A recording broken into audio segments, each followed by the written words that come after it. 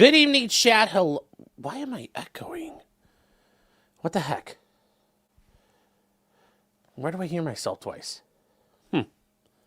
Anyways, good evening, chat. Hello. Hope you guys do. Can you guys hear the echo? You guys don't hear an echo? Okay. I was wondering why I hear it, though. What the heck, Hannah? All right. We'll keep going. Anyways, welcome to the show tonight.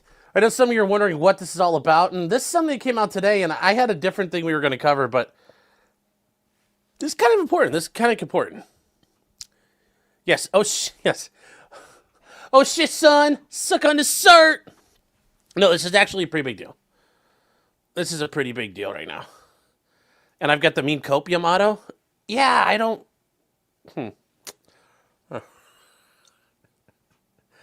Let me see here. Speakers, yep. Yeah, what is giving me a thing here? All right, I don't know. I do not. Let's see.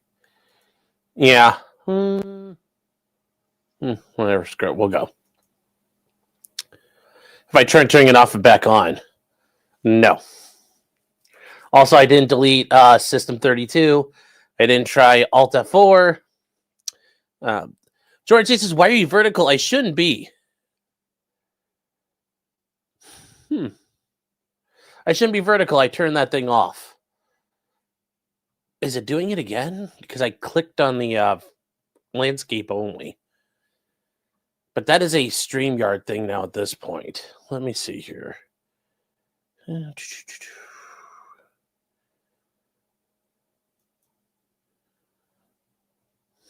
No, it's only showing once. So I'm not sure why you guys are seeing it in a different orientation. So it seemed like it was happening. Well, so what happened last night, StreamYard came out with this thing called, they called it Mars. And it allows you to give you like a vertical formatted, cell phone friendly broadcasting mode, because if you're broadcasting normally, and like let's say I was also streaming to TikTok, this would look all kinds of hot garbage. But they're giving you the option to use that, and if you don't realize, it's called multi-aspect ratio streaming.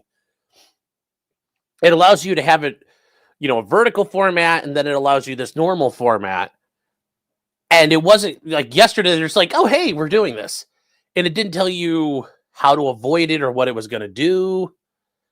And yeah, StreamYard just didn't really tell you what to do about it. And I had to read about it last night, and then I worked on it today a little bit, and I figured out what I have to do. So.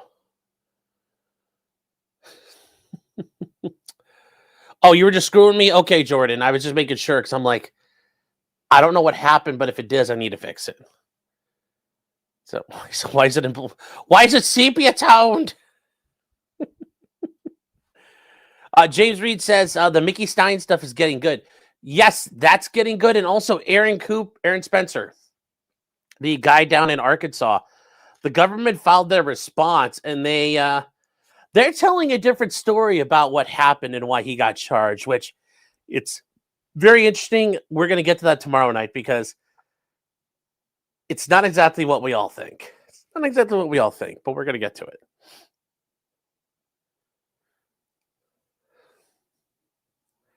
Yes, it's for IRL streamers. It's stupid to run it by a default. I agree, but that's what they do. StreamYard does weird stuff.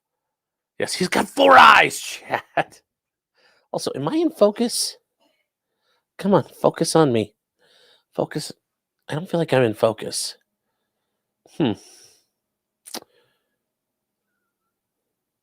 You prefer a green-only stream? Well, hey, repping the colors, repping the set. Is Hassan a pedophile?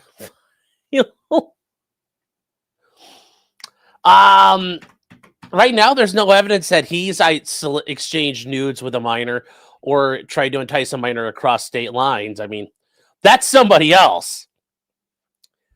But I feel like Destiny is cruising for Bruce, and I hope that'll be hilarious when Hassan sues him. The discovery between those two is going to be epic. I mean, you want a clash of titans of just retardation and, leftism. I repeat myself. It's just, it's going to be great. It's going to be like the comet from Armageddon, the comet from Deep Impact instead of hitting Earth. They go, it'd be amazing. It'll be amazing. Yes, we're 5 geomagnetic storm. Yeah.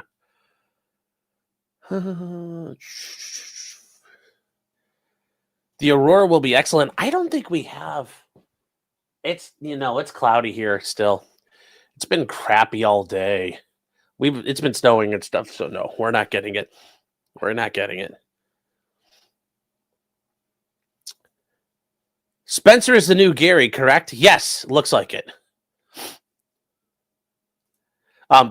Destiny and Hassan or Diddy Piker are fighting and you're black-pilled. Well, that's just how it is, man. I'm not going to sit here and tell you this is all great. Oh, I know I am.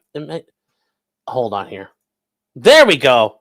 I still had OBS open from last night. I was wondering why I could hear myself. And I'm scrolling along. I'm like, there it is. There it is. On my thing. There we go. I do like Hassan getting interrogated by the Japanese, or the Chinese police at Tiananmen Square. He's just like, no, go ahead. He sits there like a bitch.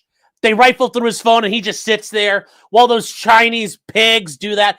No American cop would ever do that to him. But those Chinese cops walk up and slap their dick across his face. And Hassan's just like, yes. He just sat there loving it, every minute of it. Like a bitch. Amateur iconoclast, real quick. We're going to get into this lawsuit or the Supreme Court stuff here in a second. It says for $5. A $1975 is 17 cents today.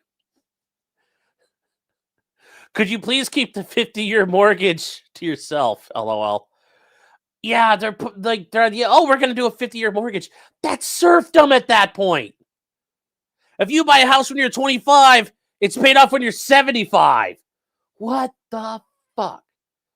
Now, I'm mad Trump's pushing it, but the idea just in general, the economy has been that much of a disaster. That's where we're moving on to, from 15 and 20 year, then on a 30-year mortgage. Now it's like, fuck it, 50.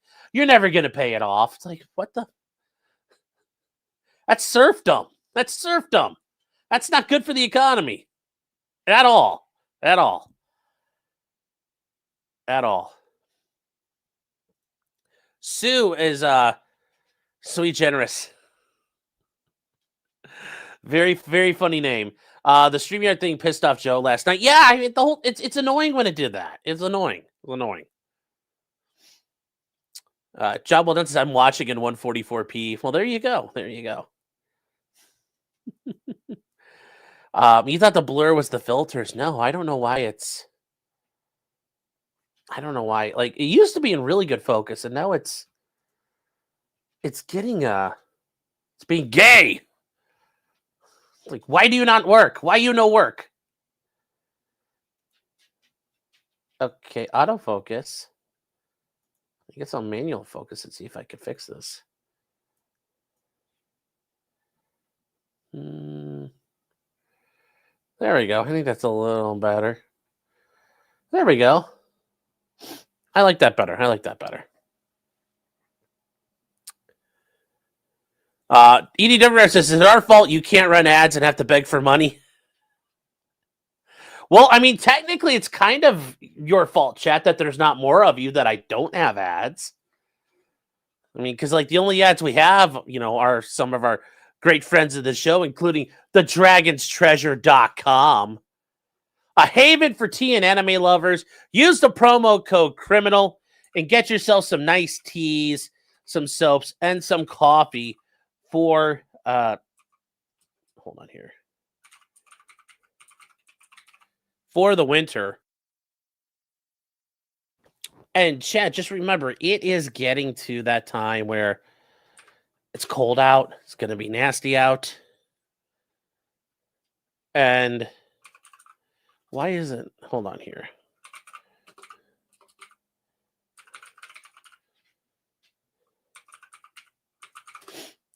I'm sorry, I sniffed. I'm pulling a dark side, Phil. But we're getting to the cold months, and you know what's better? Get yourself some nice warm tea, nice coffee, especially a night like tonight. Something nice, warm. Get you warmed up on the inside. Use a promo code criminal. Save 10%. You guys save 10%. Try the new Western themed tea called Tea Haw. And what better way to enforce your Western supremacy and Western dominance by drinking a Western-based tea? That's how you do it. TheDragon'sTreasure.com. Then, chat, we got our great other guys. MAF Corporation, that's right, chat. MAF-arms.com. Promo code POTCRIM for 10% off all your wind chimes and wind chime accessories. And then, chat, last but not least, we have Stoney's Bar and Grill at 1580 East Broadway Street in Rockville, Minnesota. That's right, chat. Stoney's is your place to go. Yeah, bike season's over, but it's still fun at Stoney's. They are still doing their Stoney things. They are having a great time. Stoney's commemorating Veterans Day today. Don't ever, never forgetty over at Stoney's. They still haven't forgotten. Chat, the Vikings are going great. Maybe you'll see Aaron down there. You guys could do some naked twister while you're watching the football game. I don't know. It might happen. I can't promise you it'll happen, but if Aaron's there, you'll just be sitting there, cheering on the Vikings. All of a sudden, you look down on the floor and there's a naked twister mat, and there's going to be Aaron naked on the mat, and you'll be like, "It just happens, Chad. It just happens." Like when you're out at the bar, and some famous musician comes up and hops onto the stage. You just have to be there when it happens. But Stoney's Bar and Grill is your place to go, chat. Home of the $2.50 cans.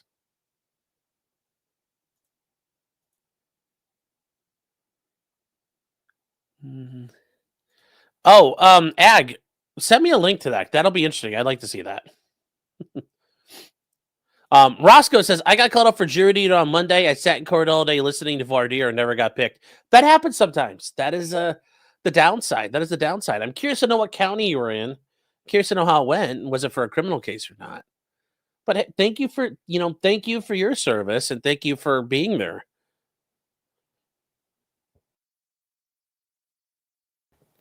Hassan slobbering on their beef lo mein. Jeez.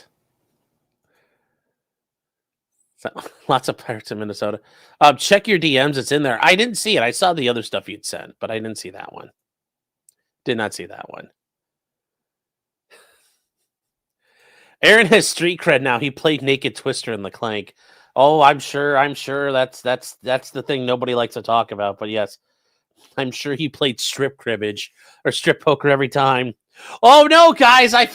All right, Aaron, here you go. And he's like, I fold. I guess I'll have to take off another shirt. I'll take off another piece of clothes. And the guys are sitting there like, we're not playing strip poker. That's okay, guys. I'm gonna pull my end of the bet. And they're like, we didn't ask you to. And Aaron's like, no, guys. I'm sure that's how it went. Yes, he did strip dominoes. Oh.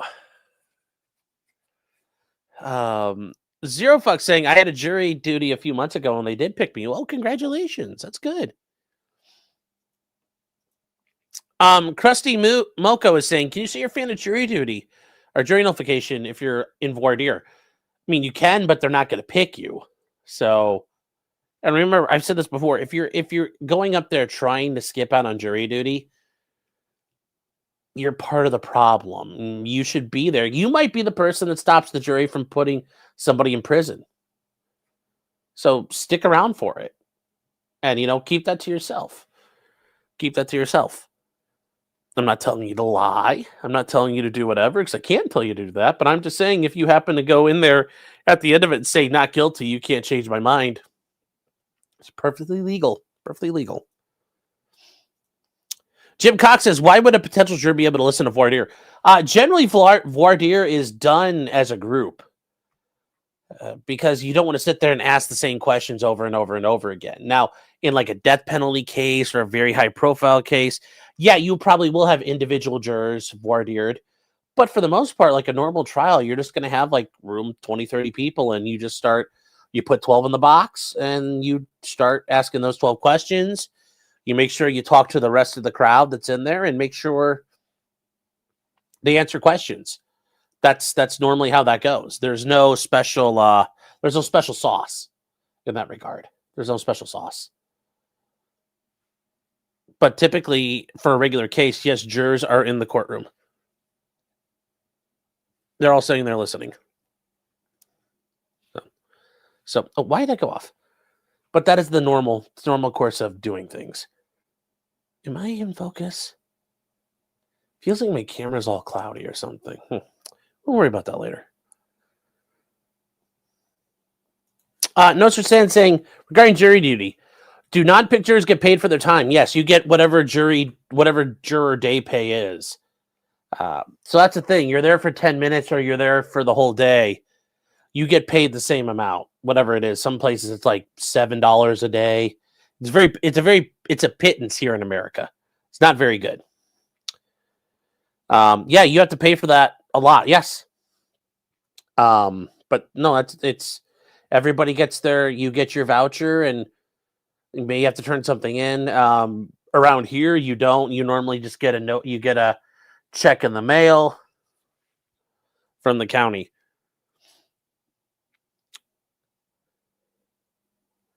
It was a civil case suing a doctor for burning a girl with cerebral palsy. Oof. That's no good. That'd be a rough case to have. Eric says, would you really want a guy like me in a jury? I don't know. Would you want to be on... If you were facing trial, would you want somebody like you on your jury? If you were sitting there at the defendant's table? I mean, that's kind of the answer. That's the answer I would give you. Oh, you were thinking about witness voir dire, not jury voir dire. Okay, yeah. No, the jury wouldn't be in there for that if you were voir diring a witness, but if you're voir diring the jurors, and typically whenever you talk about voir dire, you're generally talking about the jurors. So, Zero Flux saying mine was a criminal case. State couldn't give you unreasonable doubt. Well, good job. Good job. Gave that, I don't know if it was a not guilty or a hung jury, but good job on that.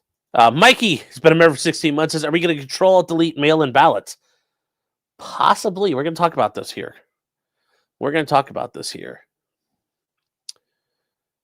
So let's get started. Real quick. Nero is saying in Dallas it's $20 for the first day and $58 for every day after that.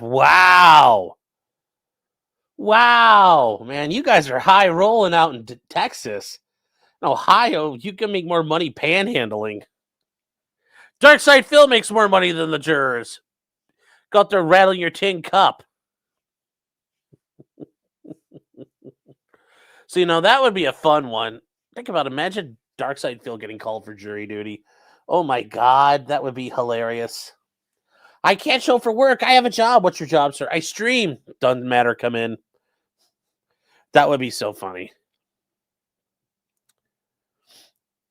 Jim is saying, have you ever had a copyright claim on a year-old video on YouTube clawed back all the money? Well, they can't claw back the money because they've already paid you out. But every once in a while, I've gotten content IDs for things that are older. But at that point, the money's already been paid out to you. So they can't really claw it back. Me and the one other guy were holdouts. Okay, well, hey, a hung jury is a win, generally speaking. Yeah, they're bug jury mechanics, Your Honor. Yes, they're bug jury mechanics. Imagine Phil getting arrested for skipping jury duty. I know. He's sitting there. He's on stream. And you just hear. And the police come up the stairs while he's streaming. And he's like, no, bad. You're bad. Oh, my God. That's the one thing. The body cam video. That would be so hilarious. That would be so hilarious. Okay. Flashbanging Phil. John Wilden says they don't knock quietly. I know I'm knocking on my my mat that I have up here on my top of my desk. Kind of the protective mat got in the way. Yes, it'd be more like. Yeah, they'd have to be yellow paint on all the evidence. Imagine Phil sitting in a jail for a day. Start telling people, thanks for the money, dummy. And some guy in the jail just fucking takes off on them and just blast them wrong. I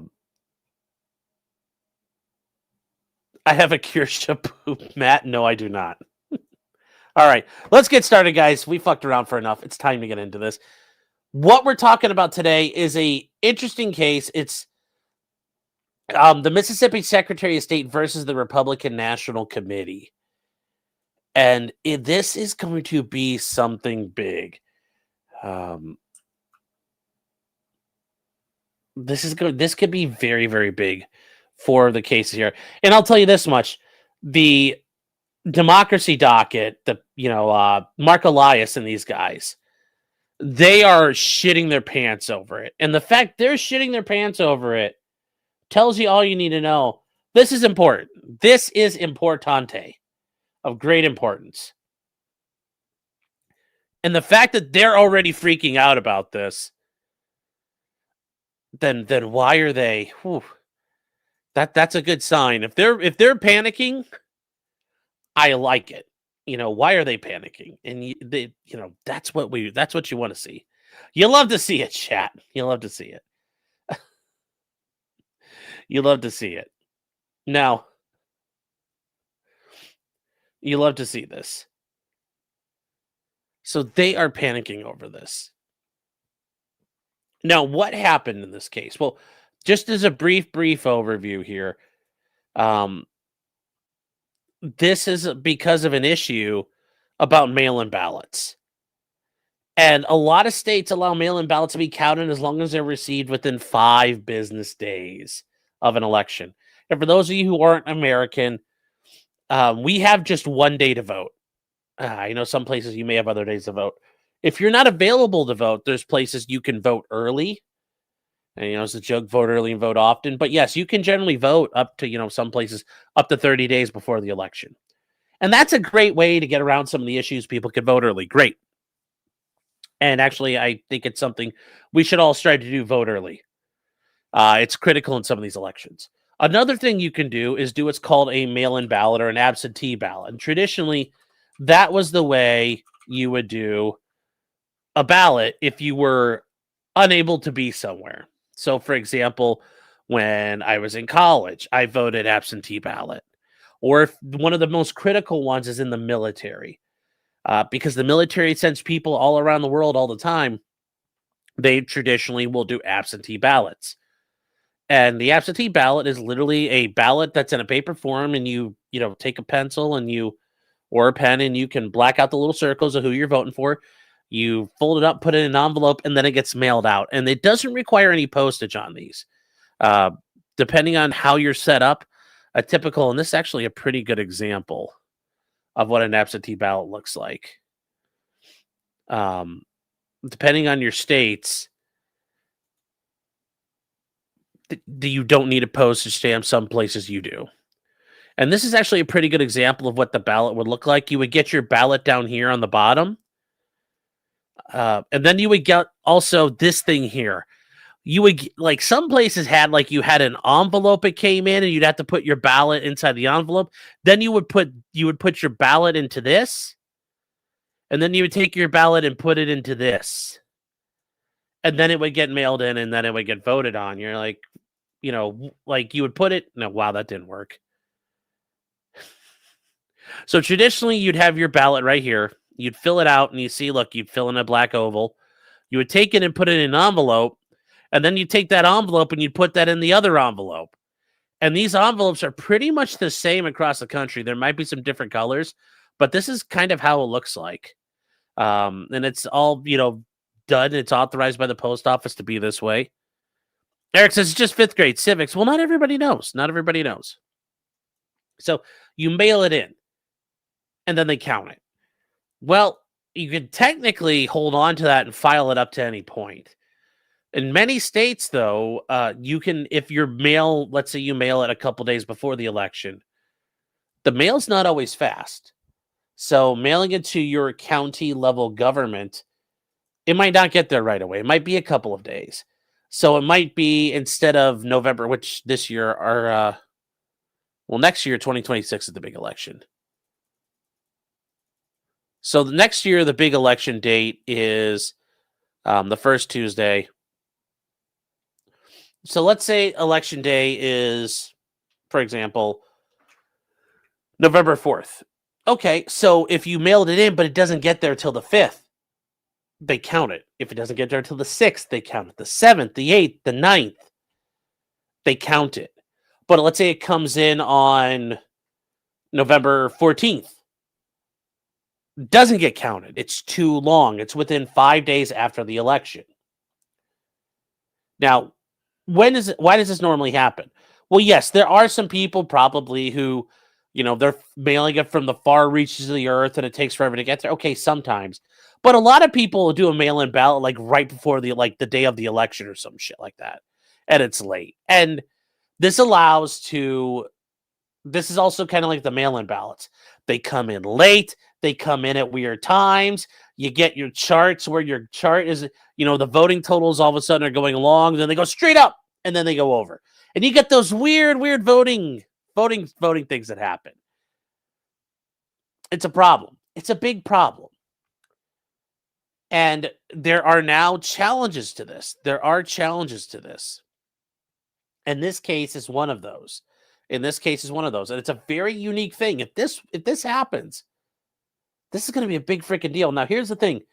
Ultimately, these guys got certiorari. And here's where we are.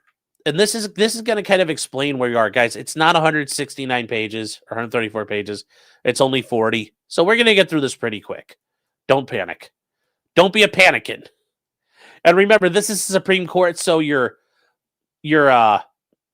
this is your font. And these are your margins. So don't worry. This is kind of like, it'll help us out here. And yes, the longer it takes to count, the less credibility. I agree.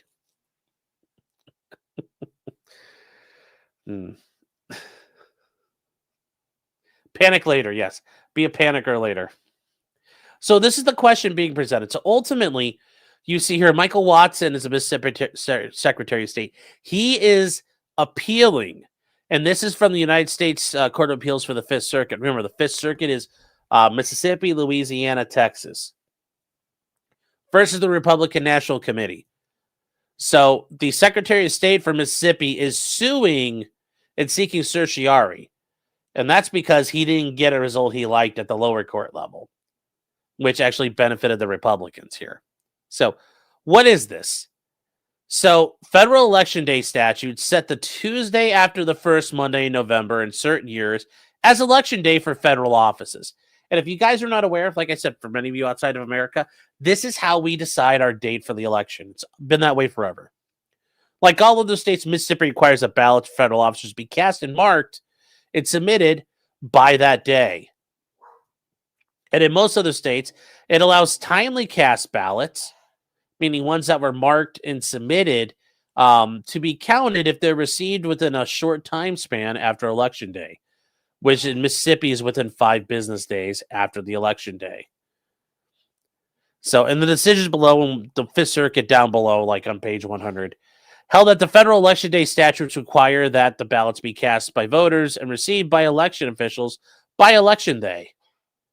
Which, that makes a lot of sense. And honestly, if you got a mail-in ballot shit, you generally got it ahead of time. Like, why are you fucking around with it?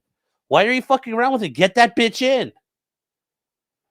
That's why I have all these problems. Like, oh, people like fuck around. It's like, well, then that's your problem. So the question ultimately that's going to be presented, and this is what the Supreme Court accepted. Remember, it takes 4 votes to get certiorari. So it wasn't just Ketanji Brown Jackson. It wasn't just Elena Kagan, and it wasn't just Sotomayor. Somebody else joined in. Someone else joined in, and we don't know the breakdown of that. So at least 4 of the 9 justices voted to hear this. Now, that doesn't mean that, like, let's say Clarence Thomas voted for it. He supports that you should be able to count these later. He might have taken this to now get it in front of them where he can make his own rulings and say, no, it's got to be by Election Day. He might take this to uphold. And it's one thing to just let the Fifth Circuit's ruling stay, but now it'll apply everywhere. Remember, the Fifth Circuit only has sway over those 3 states.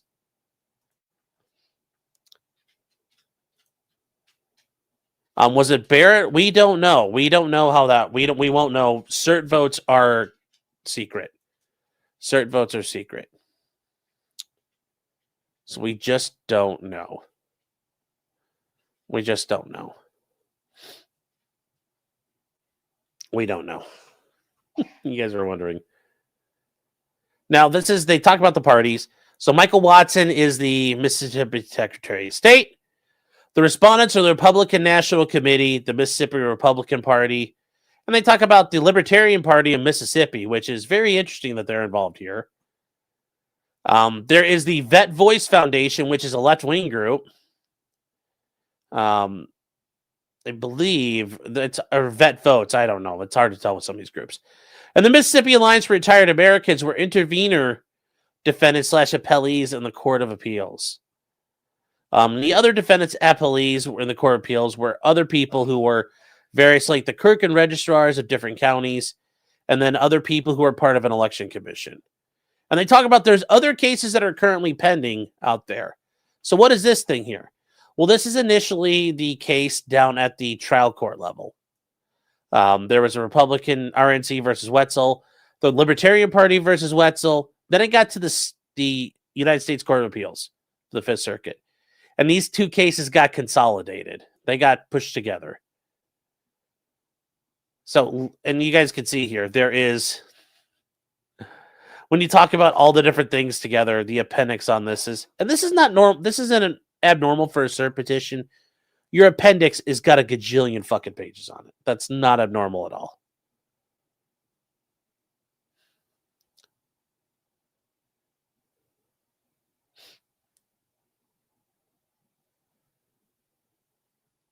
So what are you guys talking about here or upset about?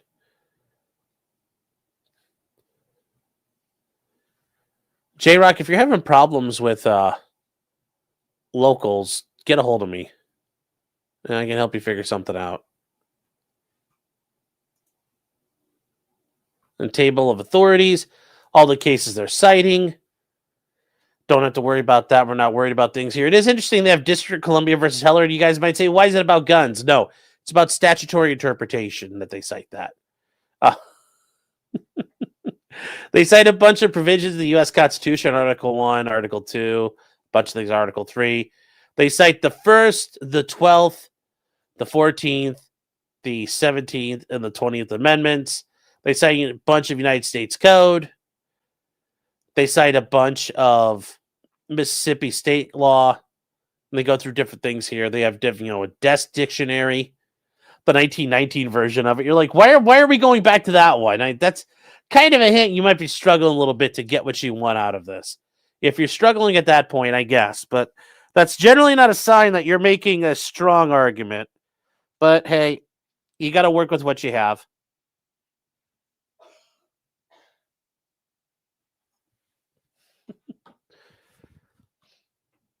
Oh, we got a tower going. Zero Fox is joining in. And I guess we'll allow that. That is a, hold on, let me check with the judge real quick. Yes, that is a correct, that is an accepted spelling. It's Mississippi in 1919 is the current edition. Well, it's like the joke goes. I don't know if you guys have heard this joke before. I think I've mentioned on here. How do you know when you're in a hotel in Mississippi? Well, if you call the front desk and say, "Hey, I got a leak in my sink." And the front desk says, "Go ahead, don't worry about it." But it's let's get back to us.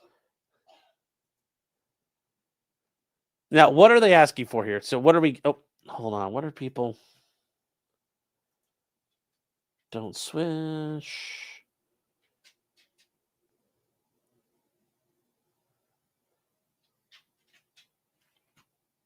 All right. So the introduction here. And they say the Fifth Circuit held that the federal laws setting the election day preempt a Mississippi law allowing for absentee ballots to be received shortly after that day. Yeah, I mean, election day is election day is election day. And interestingly enough, on this case was heard for rehearing. 5 judges explained in their dissent from the denial of the rehearing en banc, meaning they sought this case to be heard en banc. And it was denied. Remember, en banc is by a majority of the then active judges. And the Fifth Circuit said, no, we're not hearing it. 5 of them dissented. 5 of them dissented. As this goes on here, they're arguing that is a problem. And they're saying it's a threat to democracy, blah, blah, blah, blah, blah, blah, blah. This court should review that decision now and reject it. Now, they point out that, once again, federal law sets the Tuesday after the first Monday in November as election day. In Mississippi and these states allowed to be counted if they're received no sooner within 5 business days after the election. And this doesn't address the cases where we've heard of, like in Pennsylvania, where you can have unmarked ballots. If you just fill it out and send it in and there's nothing else marked on it, does that count? Or ballots that are missing postmarks. Those are things the Supreme Court has not decided. That's not getting to this. But those things will be helpful to address, because if they come in after the day, they're done. But that's a separate issue here. If those things shouldn't count. But we're not to that point yet. I wish we were, but we're not there. So guys, remember, we're just dealing with this at this point.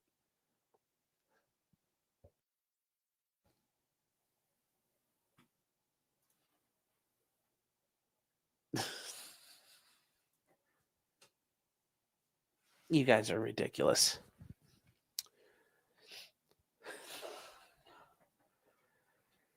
This is ridiculous here. So they point out the Fifth Circuit held that federal law requires that ballots received by election day, and that preempts Mississippi law. They're arguing it's wrong. And they say, as a matter of plain meaning, an election is a conclusive choice of an officer. Voters make that choice by casting, marking, and submitting their ballots by election day. The election has then occurred even if the election officials do not receive all ballots by that day. Well, why is it just 5 days? Wouldn't it be if the ballot comes in 30 days later, 40 days later, 50 days later? Why have any limit at all? Why have any limit at all with this logic? Under Mississippi law, voters cast their ballots by election day, so federal law does not preempt Mississippi law. And the plain text view has support of this from the Defining Election from Ratification to the Modern Day, dictionary definitions across the centuries, and this court's holdings. Those authorities emphasize the voter's choice of an officer is made when ballots are cast. And they go through here and they quote an American Dictionary of the English Language from 1869. And they ultimately go out here and they say, this court has held that election day is the day to conclude the election through a final selection. Well, the final selection should include counting. How can you keep counting afterwards? And in these cases this guy's citing, Foster v. Love, the only people who did absentee ballots really in 1997 were members of the military. And maybe somebody who was stuck in a nursing home and couldn't move otherwise. And definitely in 1869, nobody would have done absentee ballots. 1921, nobody would have used absentee ballots. So I think these are kind of poor arguments. I don't know how well it's going to be received by the Supreme Court.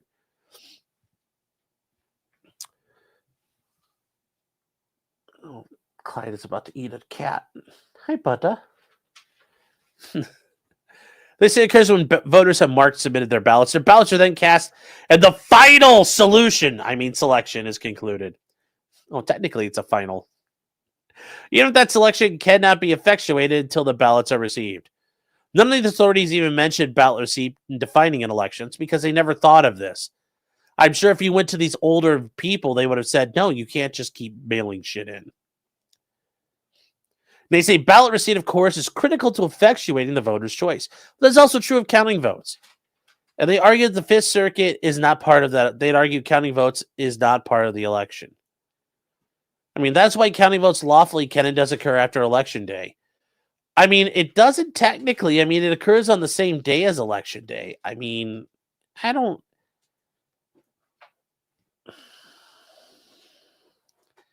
I don't know if I agree with that. I don't know if I agree with how they worded that. I think I kind of get that. Just, I think so.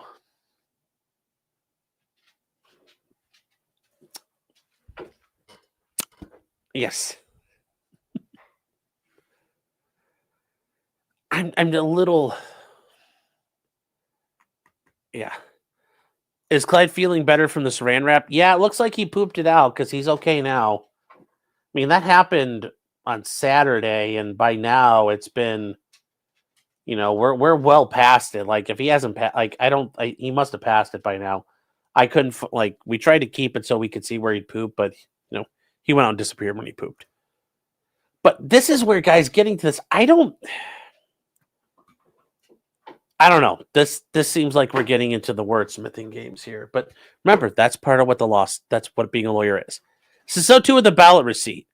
It is vital, but it's not part of the election itself. States may thus do what Mississippi has done, make a policy choice to require only absentee ballots to be mailed by Election Day. Now, this might be a way to attack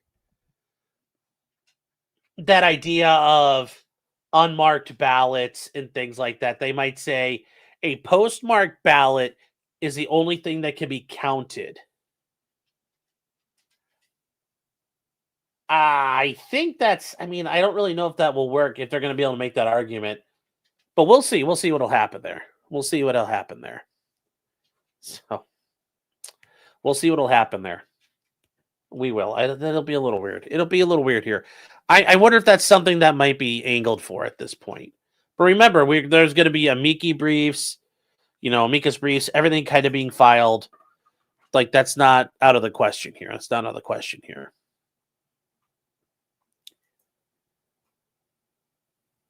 And they say the Fifth Circuit decision warrants this court to come in here.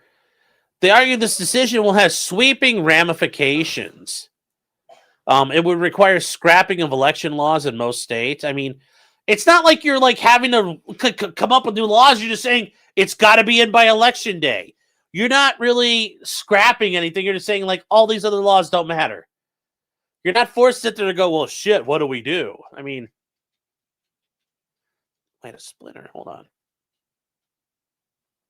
How? The splinter. I thought I got that all out earlier. Worked its way out. And the decision thus below, you accept some ballots that are mailed by Election Day, but could be received after Election Day. The decision below thus invites nationwide litigation against laws in most states. I agree. This is going to become a massive problem. So, yes, this is one that has to get done. And it risks chaos in the next federal election. Yes, especially midterms coming up next year. Less than 18 months remain before the next federal election. And the state electoral process start much sooner. Yep. This is going to have to be decided, soon. Now, will this have an effect on the 2026 election? I don't think so. Just kind of like the case out of Louisiana about having majority-minority districts. I don't think it'll be decided before the election to have an effect on it, but it will have an effect on 2028. And they say states need to know whether post-election day ballot receipt laws and thus whether they must change their laws to comply. And it says the stakes are high. They are pretty high. They're really fucking high. You can't steal an election anymore if this goes through. No, Judge, we can't steal elections anymore. Ballots cast by but received after Election Day could swing close races and change the course of the country. Yeah, it's almost like they admit to what they're doing here. Isn't that funny? They're literally admitting to it.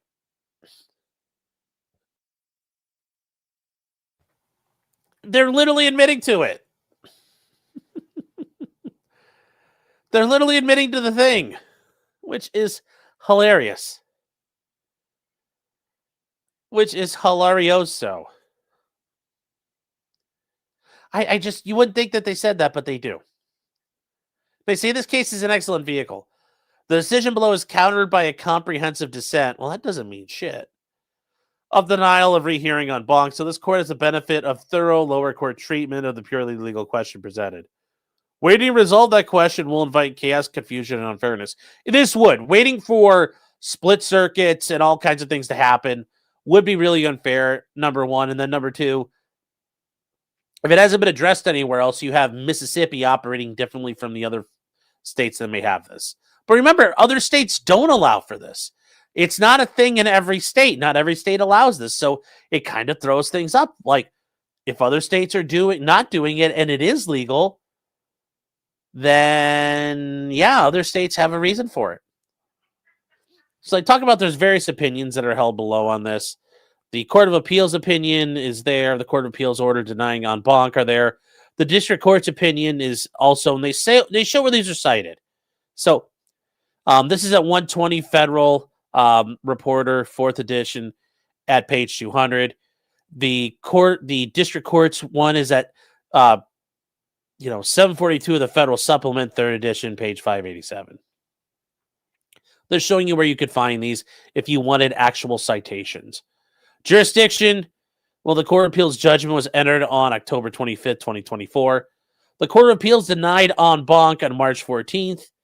And this court's jurisdiction was invoked under 28 U.S.C. 1254. And if you guys want to see how long this has been going on for, you might say, well, wait, how do you get away with filing something when it was done that way? Well, remember, this was done in March, but the petition for writ of certiorari was filed June 6th. So not very long after. You have a certain time frame to do this. So them doing it June 6th is fine. Just remember, certiorari can take a while. We talked about some of those gun cases, Second Amendment cases that were pending. The one out of Maryland that kept on getting relisted for conference for months on end. These cases could be in limbo for a long time, a long, long, long time. So this went on for a little while, but this was a pretty short, pretty quick track to getting to where it was going to be heard or not heard. Then real quick, I just want to address DF88, your tower does not count, sir. You cannot self-gloss. Well, actually, it's the internet. We kind of have to self-gloss. But you cannot self-build a tower. We don't do that. Towers are team-building exercises, sir. So your tower is not accepted. It is not accepted. Yes, solo towers are not acceptable. So Muriel is saying, what are they asking for? They're asking for the 5-day grace period for mail-in or absentee ballots, and even mail-in ballots, I would argue, as long as they're postmarked prior to the election day, that they have a 5-day window for those to make it in. So that's what they're asking for, to keep that 5-day window open. To allow 5 days to pump fake votes into the system. Yes. Zero fucks, you're correct. It's just racist when one guy does it. Yes. Chat's doing their best to cope with this. Well, Clippy says, would this not delay election results? It does. It does delay election results. And it makes it even worse in places like Arizona. Like, how long in the past 3 elections has it taken for Arizona to call the motherfucking presidential race? Forever. For almost a week. For a week. It's just ridiculous. Yeah. Golly gee, look at all these ballots that came through the mail. Yeah. Yeah. Yep. This is getting ridiculous here. But once again, if I'm the Supreme Court, maybe I'll say, nope, every ballot, like if I'm Clarence Thomas, maybe it's every ballot has to be in by election day. So that fucks over mail-in balloting. That keeps ballots from showing up in the middle of the night. That stuff can help. But we don't know. Yeah, postmarks could be forged, sure. Yeah, in California, there were some counties, we talked about this. It was still months into 2025 before this one county had fully counted all its votes. Like, how do you do that? How do you do that?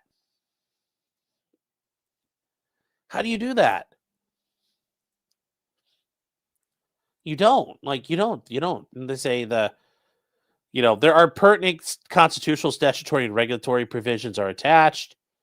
They say the statement, and we're going to skip the statement here because we're going to get to the actual, we want to get to the argument here. So, hold on here. We need to get to Oh, no, we're at that point. Sorry, Chad. I was looking at the wrong spot. Sorry. So they point out the default rule, the Constitution invests with the states with responsibility over the mechanics of the elections of federal offices. And it does. The federal government, the Constitution is when you hold it, and that's it. States enjoy a wide discretion in establishing a system for federal elections, and it's true. At the same time, the Constitution grants a Congress authority over some aspects of elections and the power to override certain state regulations.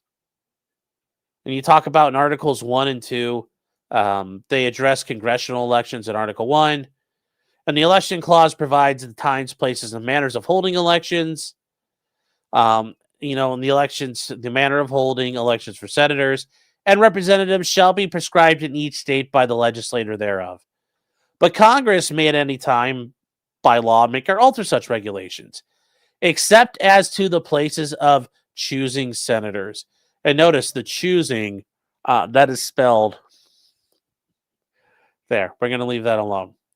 They talk about the election clause. You provide the state shall appoint in such manner as a legislator there may direct a number of electors. And remember, to vote for the president and vice president. Remember, there is no specific way to choose electors. Your state legislator can choose its electors. Each state could do it differently. You could have a vote on who is going to be part of the electoral college. And they say for decades after the founding, Congress left the conduct of elections to the diversity of states to do. Congress did set uniform national rules for elections. And they call one of those rules the rule setting the election day for federal offices. They say in 3 federal statutes, Congress has established federal election day as the Tuesday after the first Monday in November in certain years. The statute on representatives adopted in its form in 1872 says the Tuesday after the first Monday in November in every even-numbered year is established as a day for election. And this is for in each of the states and territories of the United States of representatives and delegates to the Congress commencing on the 3rd of January of the next year after. So remember, you run in November, you then take office in January. And they say the statute on senators first enacted in 1914, which is after the 17th Amendment, which called for the popular election of senators, which I think is a disaster and should not be allowed. It should not be allowed. You should not be allowed to direct elect senators, but we are stuck with that. We are stuck with that issue, and it's a little frustrating here.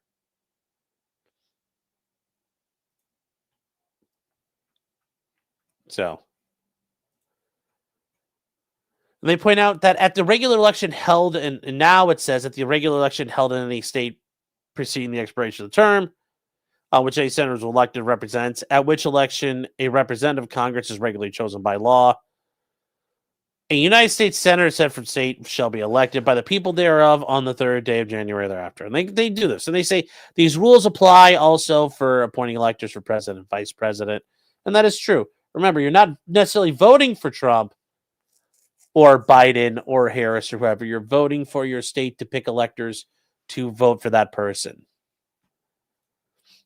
And it says the electors of the president and vice president shall be appointed in each state on election day in accordance with the laws of the state enacted prior to election day. So you can't change the laws and say for election day the law changes. No, the law has to be in effect prior to election day. Now, Mississippi law allows for qualified residents to vote in federal elections in person on election day or absentee. Mississippians who are wishing to vote absentee may do so either by mail or in person with a regular paper ballot. For in-person ballots to be counted, they must be cast and deposited into a sealed ballot box by the voter not later than 12 noon on the Saturday preceding elections held on that Tuesday. And that is something that is true of, here in Ohio. You can't just go up to the ballot boxes that are, all over the place and totally aren't abused. Those only exist up until the Saturday before Election Day.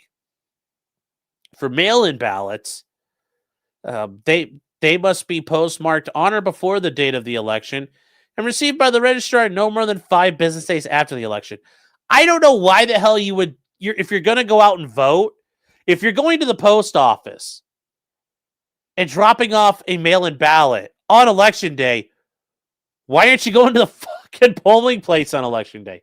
I don't understand this one. This part doesn't make sense here. This doesn't make sense. I don't understand it. I don't understand it. I don't understand. It makes no sense to me. Any ballots received at that time are not counted, which makes sense. At some point, they have to be cut off. It should be election day, but for right now in Mississippi, it's 5 days after. And they say a mail-in ballot is thus cast when it is mailed timely, when it is postmarked on or before election day, and timely received when received within 5 business days. So notice there is cast, is a timely cast, and then it's a timely received. You got 3 things to worry about. Absentee ballots are only counted after the polls close on election day. That's how that should be, and you get it counted that night. And the way it should be done is each county counts those absentee ballots. So in 2024, the RNC and the Libertarian Party filed suit against the Mississippi Secretary of State and several county officials charged with election administration. The Libertarian Party did the same thing. They contend the federal election day statutes require ballots to be received by election officials, not just cast by election day. I agree. They claim the law allowing mail-in ballots cast by election day to receive within 5 days is preempted by the federal election day statutes. I would agree. And it violates the rights to stand for office protected by the First and 14th Amendments. It violates the right to vote protected by the 14th Amendment. Well, you don't explicitly have a right to vote in the Constitution. Technically, you don't. It says the district court consolidated the cases, and the district court ultimately granted summary judgment to the Mississippi Secretary of State. And it ruled that the respondents have Article 3 standing, but that their claims failed on the merits, being they failed to state a claim upon which relief can be granted. On the merits, the court rejected their preemption claim, holding that Mississippi's law does not conflict with the federal election day statutes. The court focused on the meaning of the word election, and they said the ordinary meaning of election was the final choice, and that it was a final selection of an office holder. And the district court, under Mississippi's law, the court held accords that meaning requiring the election be held on election day. And it says no final selection is made after the federal election day. This is all that occurs after election day is the delivery and counting of ballots cast on or before election day.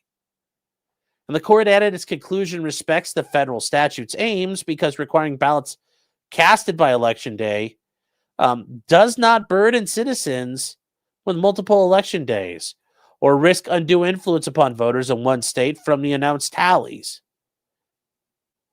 It says the court also rejected the right to vote and the right to stand for office claims, and they stand or fall on whether the absentee ballot statute conflicts with federal law. And he says because there is no such conflict, there are no violations. And it says the Court of Appeals reversed in part and vacated in part and remanded it. Now this gets to what the Court of Appeals said. So now we're on to what the Fifth Circuit said. And this is important. So on standing, the court held respondents possess standing and that this case fits comfortably within precedent. On the merits, the Fifth Circuit held that Mississippi's law, under the federal election day, is the day by which ballots must be cast and received by state officials. And the Mississippi law conflicts. And that holding, the court said, flows from the text, precedent, and historical practice. And they say, the court said that preemption here turns on the meaning of election. So once again, chat, we're talking about erections.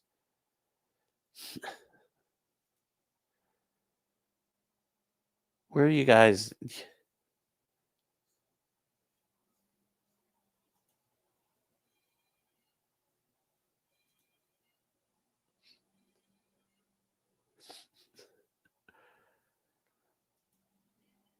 Let me see. What are you guys all going back and forth here on? Just calm down, chat. Calm down. You guys are being ridiculous. You guys are being ridiculous. So they point out that the court acknowledged that the dictionary definitions often help in understanding, but declared those definitions do not shed light on Congress's use of the word election in the 19th century.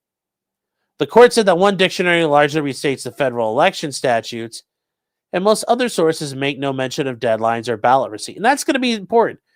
There's never been that issue because you couldn't just mail in ballots back then. You voted in person, and that was it. They talk about the Fifth Circuit focused on the decision in Foster v. Love, and that's this court, meaning the Supreme Court's decision, which held that 2 U.S.C. sections 1 and 7 preempted a Louisiana law, allowing senators and representatives to be elected in October without any action to be taken on federal election day in November. And it says, when federal statutes speak of the election, they plainly refer to the combined actions of voters and officials meant to make a final selection. And because it must, meaning it has to occur on federal election day, it may not be consummated prior to federal election day. You may not have any sex, chat. You can't consummate it. Can't consummate your election and be all gay about it. And it says, from there, the court drew 3 elements to an election. Election day statutes require, by election day, official action, finality. And then the 3 things are official action, finality, and consummation. And the court faulted Mississippi law on each element. It says, first, the court ruled that requiring ballots cast on, but not ballot received by election day, it lacks the official action that must occur. And it said, citing hypotheticals are called obviously absurd. What if a state allowed voters to mark their ballots and then place them in a drawer or post a picture on social media? The court declared it equally obvious that a ballot is cast when the state takes custody of it. And they say, second, the law does not provide finality. The court declared that the election involves the polity's final choice of an office holder, not just the individual voter selections. And the polity has not made an election and finally chosen the winner before all voter selections are received. And it says the court contrasted the ballot receipt with ballot counting, which it agreed need not occur on election day. And that's true. You don't have to, but not counting on election day is stupid. They say even if ballots haven't been counted, the result is fixed when all the ballots are received and the proverbial ballot box is closed. The selections are done and final. And who's messaging me? Like he's buzzing freaking in my ears.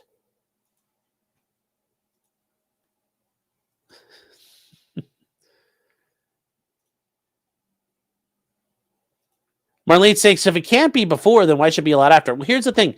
You could send in things before. What they were talking about is you can't have your election day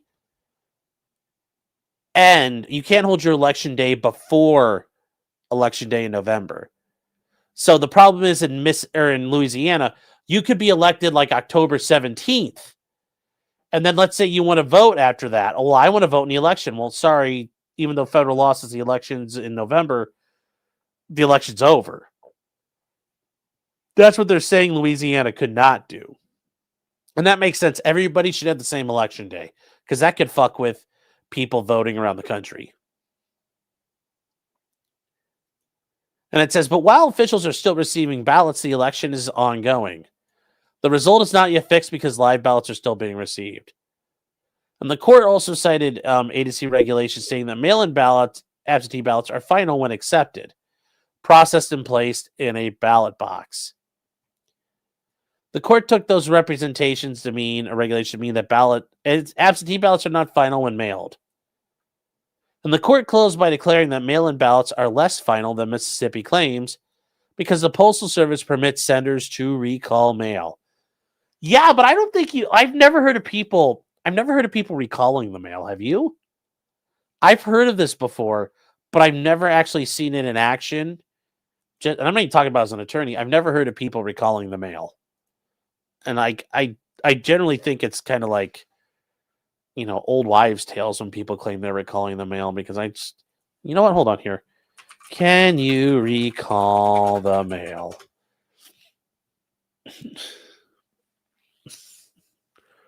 Okay, so you can do it, but it requires submitting a form. Well, I don't know if the form would work. And also, what are you going to do? Hold on, Mr. Postman. I need to recall that package. I forgot to set the timer inside. Or I need to, I forgot to put the rice in the envelope. Can you please send that baby back the envelope? That would be great. That would be hilarious. And it says, third, the election is not consummated on election day. The election is consummated, the court said, only when the last ballot is received and the ballot box is closed. So as long as the state continues to see ballots, the election is ongoing and has not yet been consummated. And they're saying, by contrast, when officials only count ballots after election day, the election is consummated because the officials know there are X ballots to count since the ballot box is closed. And I don't disagree with that theory. They're basically saying, we know it's over because we have 100,000 ballots here. But by day 5, we might have had 20,000 more ballots come in. So we're not actually done. We're not doing the consummation like that.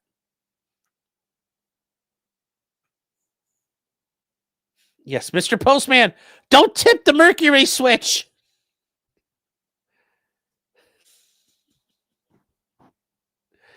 Cook Fairy says, I've returned to sender before, but never recalled mail, but then I'm not American. Well, I've returned to sender stuff before, too, or does not live here on things, especially when I lived in an apartment and you were getting stuff for people, and you're like, they don't live here anymore. But yes, it kind of leads to a never-ending election, yes. Very much so. Very, very much so. So they're saying once again, the Fifth Circuit saw no conflict in these cases between its holding and the case of the RNC versus the DNC, which stated a junction that allowed ballots in Wisconsin to be mailed after the primary election day, because allowing voters to mail their ballots after election day would be fundamentally altering the nature of election day by allowing voting after the election. And that's true. But we've also seen in other states where this nonsense has happened, though, ballots coming in that aren't postmarked, aren't properly done. Yeah, I think that, I wonder if the Republican wing of the court is looking at this, we can hijack this and come up with a different thing here or enforce some things to happen. I don't know. I don't know here.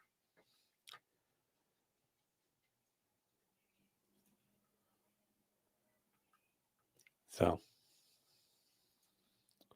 they say this conclusion is equally consistent with the ballot receipt requirement. If voters can mail their ballots after election day, those ballots are necessarily received after election day too. And it said the court added the language of an opinion is not always to be parsed through as though we were dealing with the language of a statute. And I agree, the language of an opinion is not the same as a statute. You don't cut apart every little bit of a court ruling like that, because that's not what it's meant to be.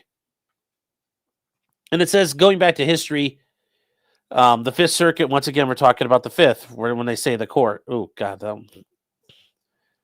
the Fifth Circuit believed that election includes both ballot casting and ballot receipt.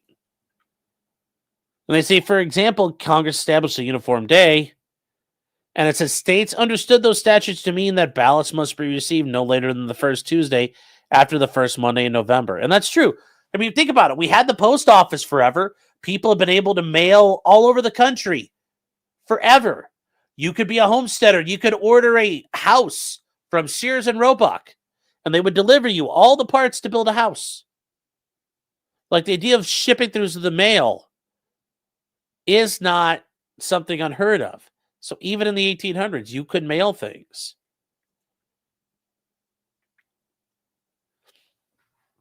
And they say, according to the count, early American voting occurred contemporaneously with receipts of votes. Absentee voting, and they talk about soldier absentee voting in the Civil War, to broader civilian absentee voting deep in the 20th century. They're saying long largely required the ballot receipt by election day. Yeah. I mean, when I was, 2004, I voted absentee. I assumed it had to be in by election day. Like, why were you fucking around with it prior to that? And even today, most states prohibit officials from counting ballots received after election day. And remember, we talked about that. Remember how they said, well, 30 states allow for this. Okay, well, what does that mean? That means 20 don't. That means 20 don't. That's a significant part of the state, of the country. That's significant. That's not a minor amount. That's quite a few. And I don't even know if their count of 30 is correct, but that's nearly 50-50. And it says the court said that other federal laws are either silent on the deadline or nothing at all that would allow post-election day receipt or show that Congress knew how to authorize post-election day voting when it wanted to do so. They say on the later point, the court first cited to the Help America Vote Act of 2002, HAVA, not HOVA, not Jay-Z, guys, which sets voting procedures for when a voter's eligibility is in question. Such a voter submits a provisional ballot, and I've had this happen before, and some of you probably have too. You submit a provisional ballot that is counted if the voter is later determined eligible. The court said that all jurisdictions that issue such ballots accept them after Election Day. They say the court then cited the Uniformed and Overseas Citizens Absentee Voting Act, which regulates military and overseas voting. And the court said that it permits post-election day balloting, but it does throw through its statutory text. So once again, if you do a provisional ballot, you're allowed to do it after Election Day and have it counted because the statute, the federal law says that's how you do it. And for people who are uniformed and overseas citizens, they're already allowed to do it by their statutory act. So once again, people don't get worried about the military and don't get worried about people who work overseas. The law protects them. This is only bellyaching to protect all the bullshit that goes on in the voting. That's all this is. That's all this is. That's all this is.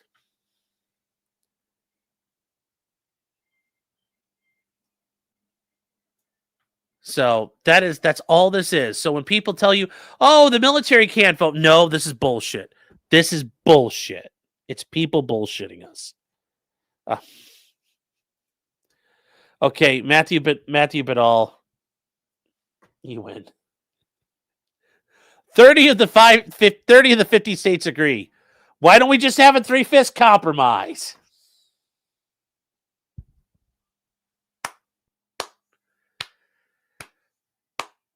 I love you, chat. I love you, chat. Some days you guys are great. Some days you guys are absolutely on fire. But I think the Fifth Circuit's scoring is pointing it out here. This authorized the Attorney General to bring civil action to court for declaratory injunctive relief needed to enforce these acts. They say in many cases, federal courts have issued injunctions extending ballot receipt deadlines.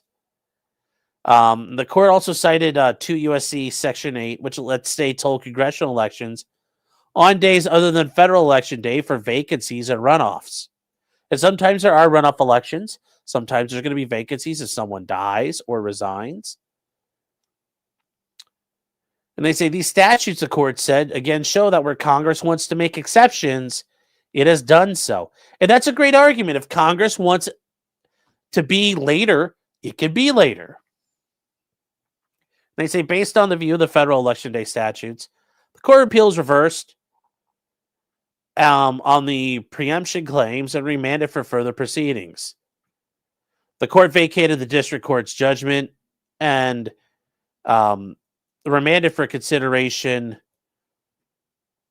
on those claims. The court called its decision limited in nature. The Court of Appeals denied rehearing en banc by a 10-5 vote. And notice, guys, that's how this works. It's by your active judges who aren't recused, who are left, they vote. So this wasn't even by one vote it does. No, 10-5. They got BTFO'd. 4 opinions accompanied that denial. Now, one of the judges who was in this dissented and was joined by 4 of the judges. He maintained that federal law does not mandate that ballots be received by state officials by election day. I mean, literally, I think everybody thought it has throughout the history of time at this point.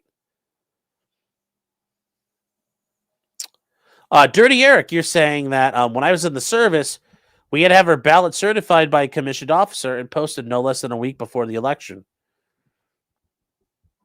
Yeah, I mean that's my understanding from talking to other service members, that a lot, like, the chain of command and a lot of units will take care to make sure stuff is done properly, and they help to make sure votes are counted. So,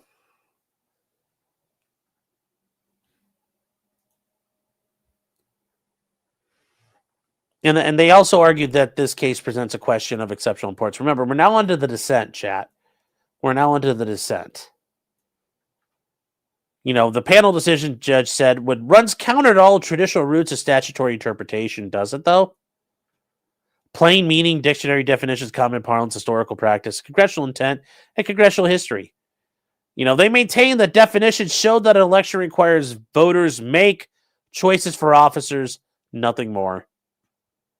And that common parlance confirms that an election requires only ballot casting, not ballot receipt.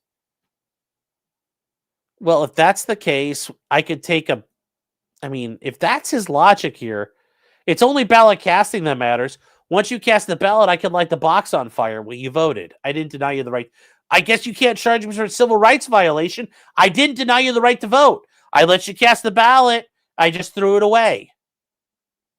I mean, is that the logic we're going to get to? Because that could lead to some very perverse outcomes if we're going to get that. Yeah, J-Rock, that's my legal take too. Yeah, I could light the box on fire. Hey, you voted. What the fuck are you bitching about? Well, they didn't count it.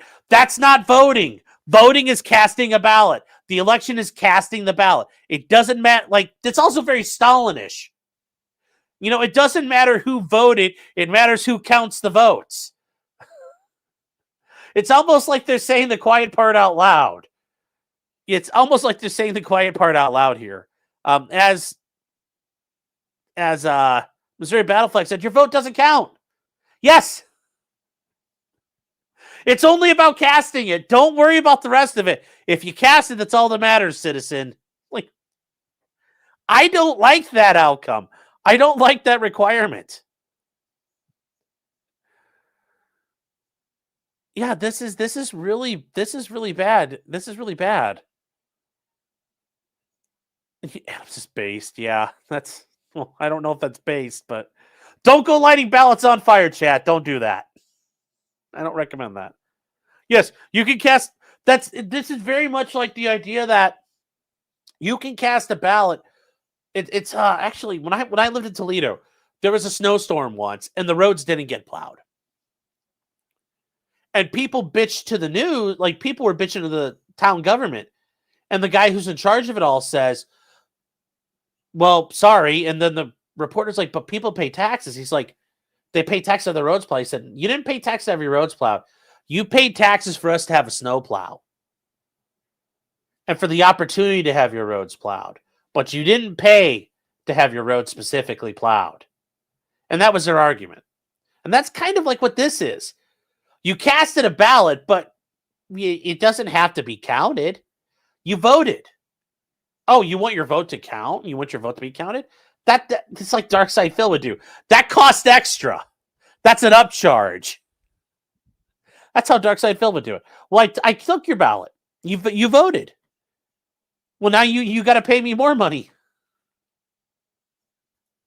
It's fucking insane. Yes, voting's some sort of play acting. Yeah, why even count the votes? Just count the casting of the vote. Yeah.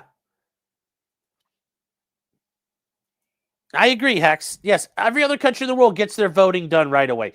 Even shitty third world countries get it done. David said that's a real Toledo move. Yeah, it is. That's Toledo, Ohio for you. I pay the Homer tax. Yes. If you exercise your right but did in an inefficient way, that should be on you. I agree. Yep. And this is something here where counting your votes the same day. This is where is it here? Think somebody.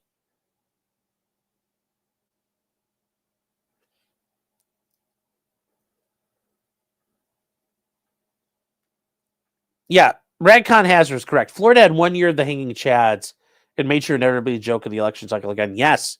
Same thing for Ohio. I think I mentioned this before. In 2000, Ohio kind of got lucky. They skated under the radar because Florida was so fucking bad with all the hanging chads and the dimpled chads.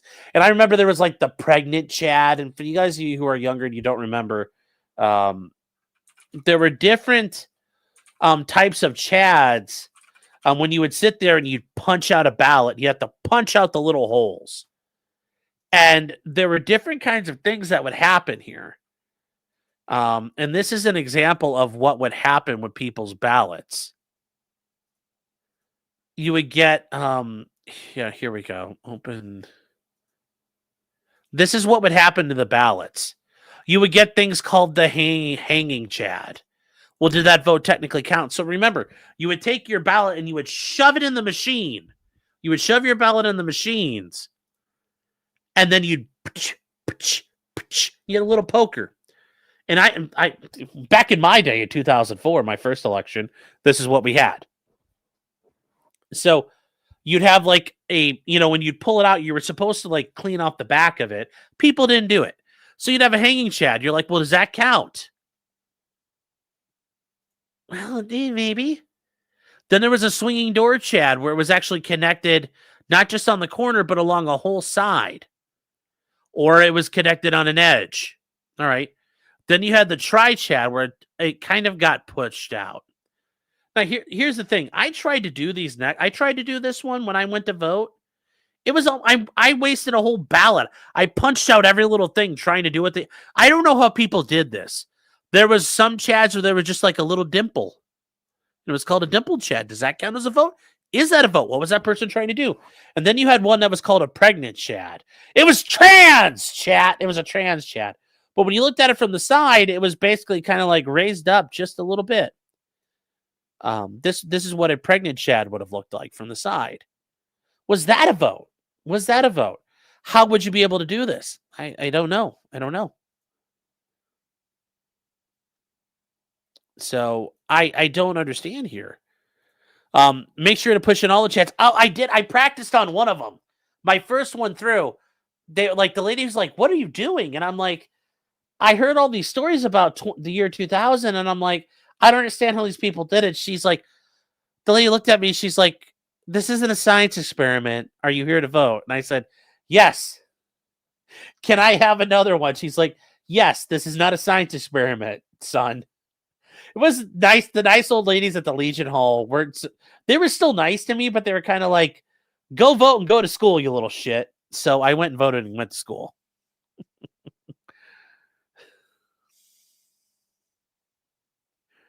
Jefferson posted, "Sean, but the people are retarded."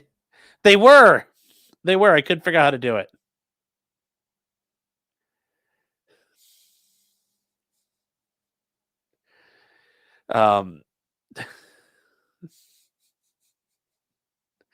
Yes, you're allowed. You're like with all the chads, the electoral confusion was based. Notes are saying the origin stories are always fun. Yes, the lore stories. It was a fun time. I was trying to figure it out because I didn't understand how you could do that. Like by 2004, we had heard about all this stuff, and I remember sitting in civics class, and we were actually it's like social studies, and we're like, how did the ballots get screwed up? And our my social studies teacher at the time had gotten a hold, like he had asked the county board of elections for a ballot, and he showed us like how you vote and how this was happening. And he's like, how do people do this? And he said that people were fucking like he didn't say fucking, but he called them dunderheads. He's like, if you can't, and we looked at it and we're like, yeah, you'd have to be an idiot to do this. So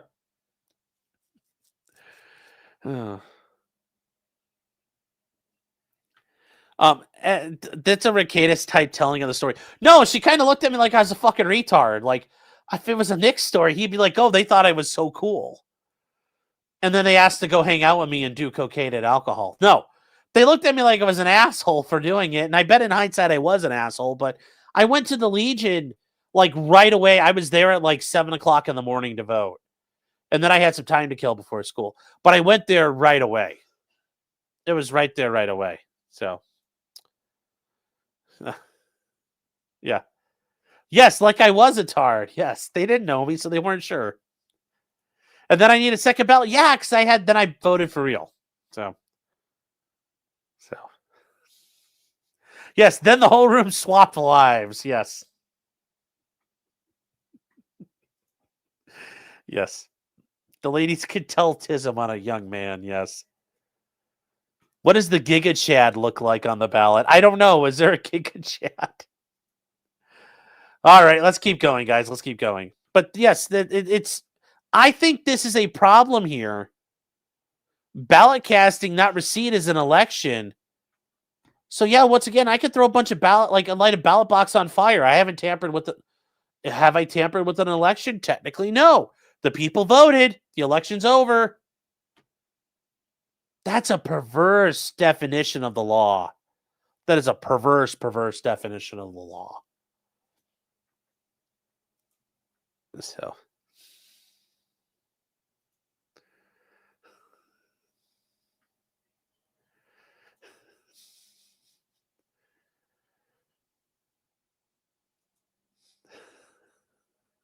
But once again, guys, Florida was able to skate. Like Ohio had a disastrous election as well. It was really bad. Ohio reformed its election laws by 2004. And that's why in Ohio, we're done right away. Everything's voted. Everything's counted. Boom, boom, boom, done. Ohio had disastrous things as well. Don't. I'm not giving chat ideas. Don't have ideas, chat. Many states accommodate wartime voting by counting timely cast ballots that were received after Election Day. Well, but remember, yes. So if it's a non-federal election, yes. But remember, you have the Uniformed and Overseas Citizens Absentee Voting Act. You literally have a federal statute that protects voters in federal elections. And they say that other federal statutes confirm the federal days do not set a ballot deadline. Well, if they don't, then why don't they all say that? Why do we have to have a special thing? And they say there are limiting principles to prevent absurd outcomes, such as a ballot receipt deadline 100 days after the election. Are we sure? Why? How do you know we can't have that? He said that the observed panel holdings deemed preempted ballot receipt laws in at least 28 states and the District of Columbia. District of Columbia doesn't count. Fuck them. They don't count. They say in a concurrence joined by all members of the 3-judge panel. The judge said the panel did not hold the state's common practice was preempted. He said because the panel recognized the states obviously can accept ballots after the election day under circumstances authorized, which is true. And without time limits on the acceptance, states could extend congressional ballot receipt deadlines 2 months or even 2 years after Election Day. I agree. You could engage and fuck around with things. You could experiment with deadlines and renew the very ills Congress sought to eliminate. Fraud, uncertainty, and delay. Yes. And guess what? When we make it no days, when we just have the cutoff at Election Day, guess what we really get rid of? Guess what we really get rid of by that point? We kill the fraud, we kill the uncertainty, and we kill the delay. Guess what? Guess what? That takes care of the problem.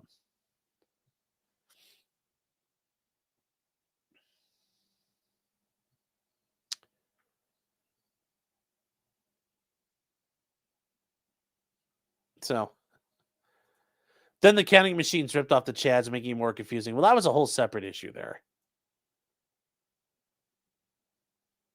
Let's see. Let me see. What did you guys... Fraud, uncertainty, and delay is the point, though. Yes, they want fraud, uncertainty, and delay. That's the feature. It's not a bug. It's a feature for the Democrats. One of the judges wrote a dissent commending two non-parties attorneys' written critiques of the panel decision. What the fuck is this? Fuck that. Judge Ho.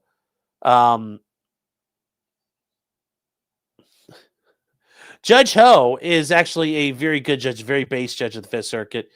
He responded with a concurrence stating that critiques may just reflect the institutional bias at many of the nation's largest law firms. Yes. So what do they want? They want the reasons for granting the petition. The court should grant certiorari and hold that statutes do not preempt state laws like Mississippi's, and that they basically want ballots to be received a short time after Election Day to be counted as well. So they're arguing that has to be done. They're arguing this would scrap election laws in states and will invite breakneck litigation and threaten electoral chaos.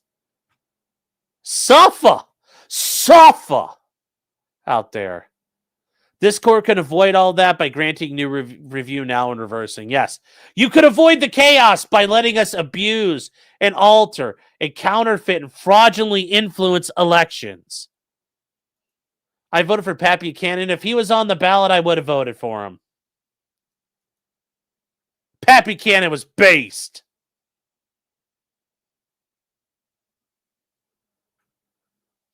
Yes, the fraud comes standard, no upcharging.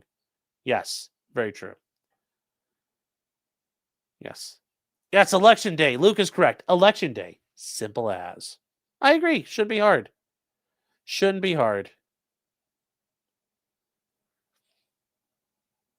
Bring back counting the beans in the jar. That's one way to do it. How many gumballs are there been dropped in? So they're saying the decision below is wrong. And they argue that Election Day is for the voters to conclusively choose the officers. And voters make that conclusive choice by casting, marking, and submitting their ballots by Election Day. Once again, this is, I think, this is a very dangerous standard. And as somebody said here, who had it?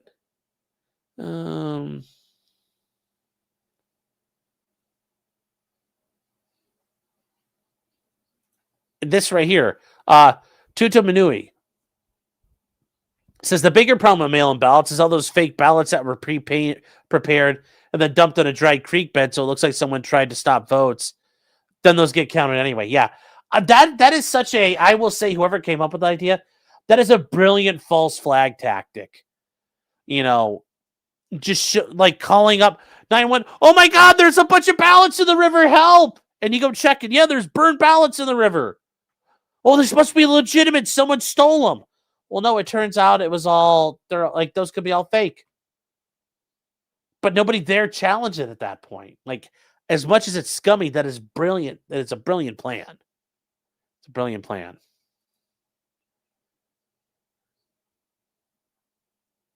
Winter Soldier, you're telling me, pulled a plastic wrap out of his butt like a poop sausage. No, but I used to have a dog when I was a kid. He was a yellow lab.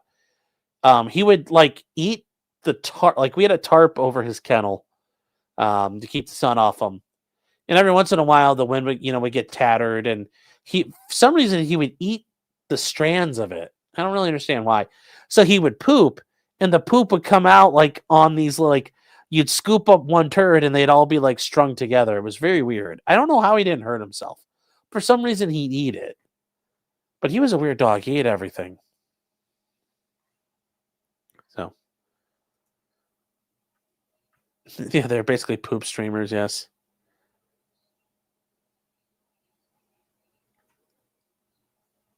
Yeah, except in New Mexico, they were found in a bathroom. New Mexico counted them.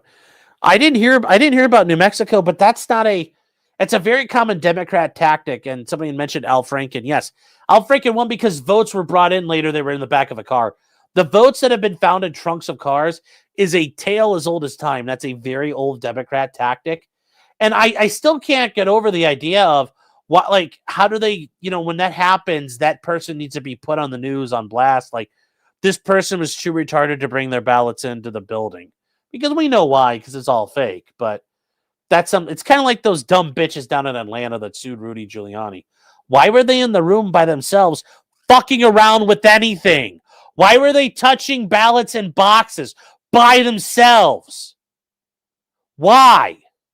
Why were they doing that? Nobody's got an answer for that. No one's got an answer.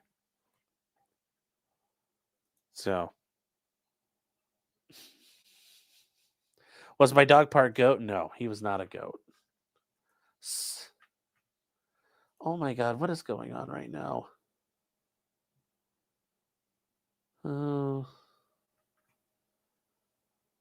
What the hell is going on here?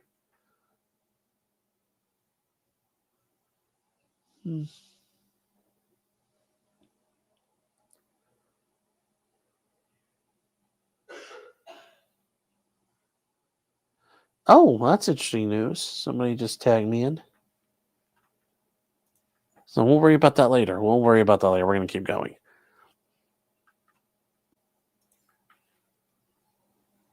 Do I even notice Kick Chat? No, I do not. I don't notice you guys. Yes, of course I notice you guys. Yeah, why were they blocking windows in Detroit in 2020? Yep. All kinds of stuff.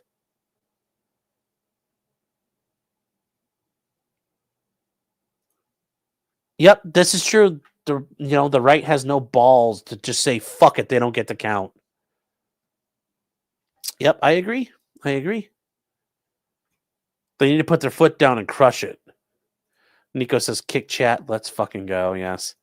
Whatever happened to the Saran Wrap date? He pooped it out somewhere and we couldn't find it in the yard, so it's been snowing and raining, so I didn't find it. So he seems to be okay.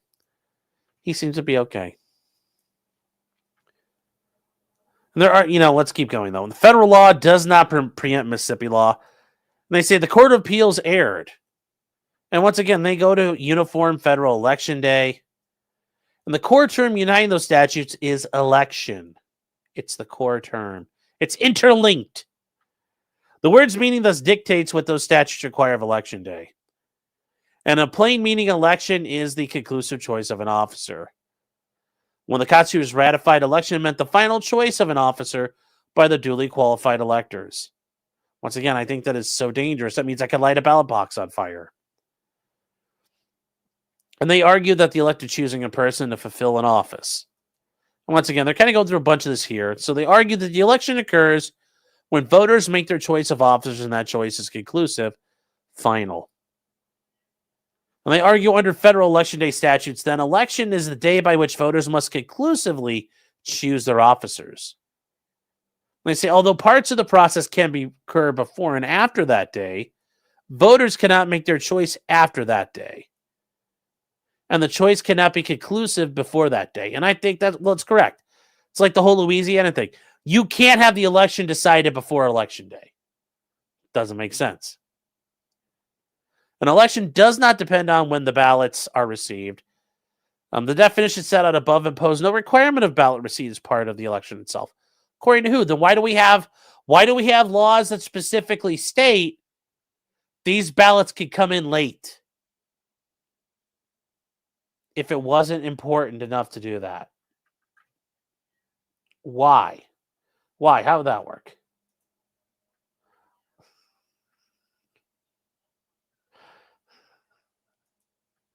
Oh my God, you guys are awful. We already clipped the poop thing somebody sent to me. So they're arguing that it does not depend when the ballots are received.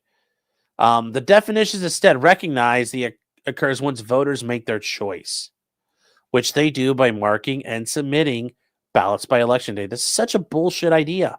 This is a bullshit idea.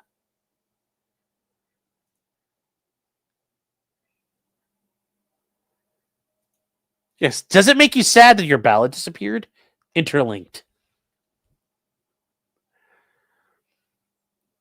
EDW Raptor says, you just saw the Aurora Borealis for the first time in your life? Well, congrats. Really? Down in Louisiana? Wow. Yeah, no, we don't have it here. We don't have it. Yes. At this time of day? At this latitude? May I see it? No.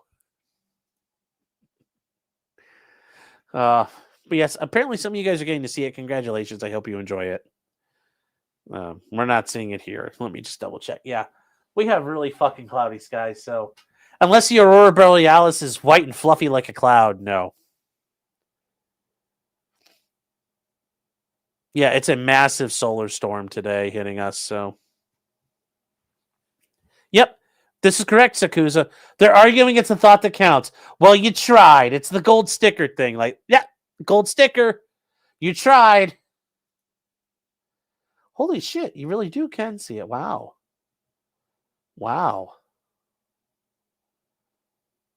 Wow, that's pretty neat.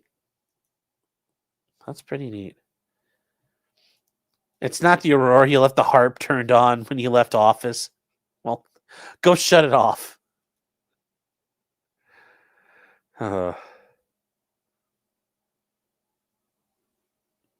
Brand is saying in theory you could pick the winner before election day if casting is all that counts.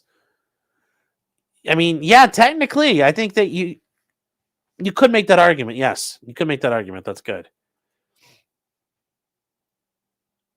That's not. I think you could at that point too. It says voters have chosen to make their choices conclusive. The election is over. Ballot casting is thus different from the receipt of a ballot. Once again, I want to hear these oral arguments because that's going to be interesting to me.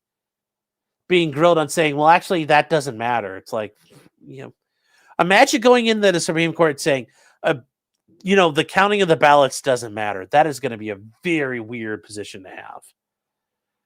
They say ballot receipt, of course, critical to effectuating the voter's choice. Notice this is like very offhand here. Like, of course we agree that it's critical, but it's not the most critical thing. No, I'd argue they're about just as critical. Being able to cast a ballot is critical, just as equally important as having it received properly. Because if one of those doesn't happen, the vote's in question. And the election's there's no integrity for the election. So casting the ballot, but not ensuring that it's counted properly, that's a problem. But also a questionably cast ballot, but that's 100% counted, that's still a problem. They're both problems. They have to be both truly correct. They have to truly be correct. So I don't. Michael, you're correct. Can I have cast a ballot if you don't receive it? Well, in your heart, you know that you received it. In your heart, you know that you received it. You cast your ballot. Trump once says, I can see the aurora here in Ohio. On the east side of Cleveland, man, we're cloudy as shit. So I can't see nothing.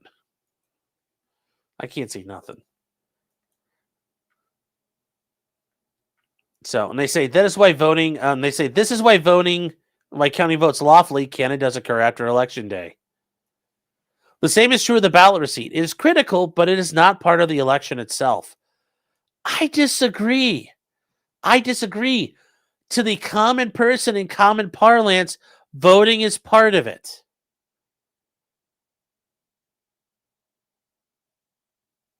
Thomas is going to have to bite his tongue. I think so. So, Missouri Battle Flag says this from when they were pulling the lever for the hanging chads. That wasn't always the case. Like in Ohio, we didn't have levers.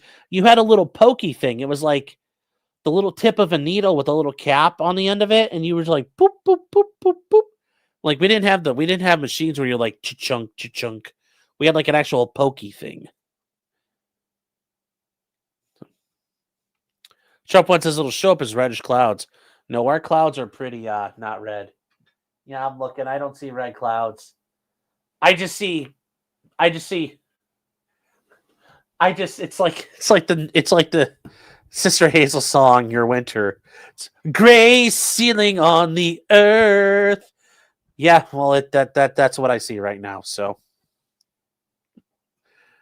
oh.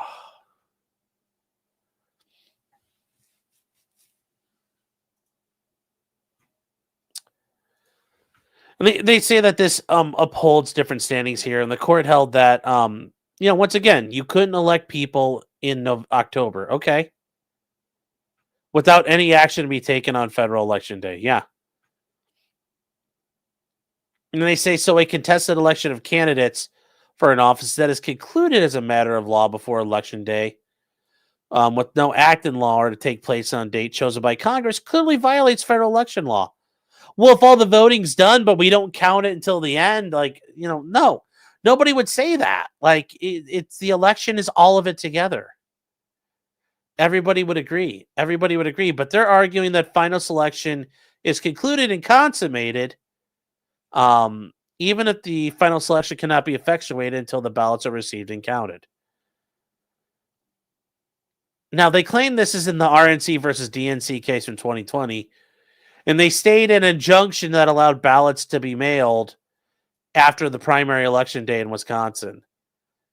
And they say that, the Supreme Court said the date by which the ballots may be cast by voters from the date by which the ballots may be received by the local officials, and ruled that extending the date alters the nature of the election. And that's true. Allowing voters to mail their ballots after Election Day would alter the voting. Yeah, it would be fucked up. Can't allow it. But we could still alter the election anyway. Really, to be fair, as we have seen, chat. It's all about knowing how much you have to cheat by. When you know how much you have to win by, you make the cheating work. So when a state adopts a post-election day ballot receipt deadline, it is making a permissible policy choice.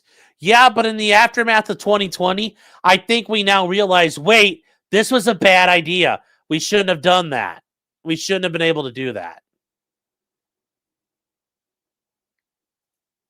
So I don't think it's going to work anymore going forward. And Shredder S07 is saying the state doesn't exercise your franchise for you when they count the ballot. Correct. The state is not. And I think that's a argument they would make on this side that's wanting certiorari. They would make that argument. But I do think that the state is upholding your exercise of franchise when they count your ballot. So it may not be exactly upholding it, but they're upholding your ability. They're the guarantor of that to effectuate that. When they count it, that's part of the election process, I would argue. Unless you're arguing something else, but I think that's correct. Unless you're arguing something different here, and I completely missed you on that one.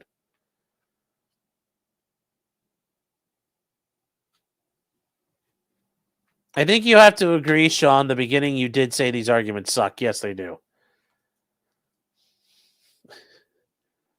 Yes, that's true. We're getting there, chat. We're just digging our way through this garbage. And they argue the Mississippi law comports with federal election day statutes. And they argue that mail-in absentee voters make their conclusive choice by federal election day. And that they must be postmarked on or before the date of the election and received by the registrar no more than 5 business days after the election. Yep. They say under that law, mail-in ballot is thus cast when it is mailed and timely cast when it is postmarked. The law thus aligns with the understanding of casting a ballot by mail. And so Mississippi requires that mail-in ballots be cast by election day. And that harmonizes with federal law. And because all of that, you avoid the issues. And, voters cannot change their votes after that date or submit votes after that date. Well, there's actually some states where even if you mail in a ballot, if you go ahead and vote at the polling place, that's the precedential vote and your mail-in ballot is wiped out. So their choice made by election day is conclusive. The final selection of office holder occurs on election day. Don't like that. It is not better that some ballots may be received after election day, and they explain only the ballot casting is essential to the election. Mississippi does not allow voters to mail their ballots after election day, so it does not allow voting after the election. Not under Mississippi law, no final selection is made after the federal election day. All that occurs after the election day is the delivery and counting of ballots cast on or before election day. Under the law, the election is concluded and consummated on federal election day because by that day, the voters make their final selection of officers. Although technically they might not, because while the voters may make that, it's going to be interesting because let's say I'm running or I file a lawsuit and I'm challenging a bunch of ballots. That's not the final selection technically. Let's say there's like 1,000 ballots and I get them excluded. That is not, would you guys would agree, that's not the election day anymore. It's done. But I opened it back up and I got things changed. Yeah. I don't know how they're going to make this work. I don't know how they make this work here. Shredder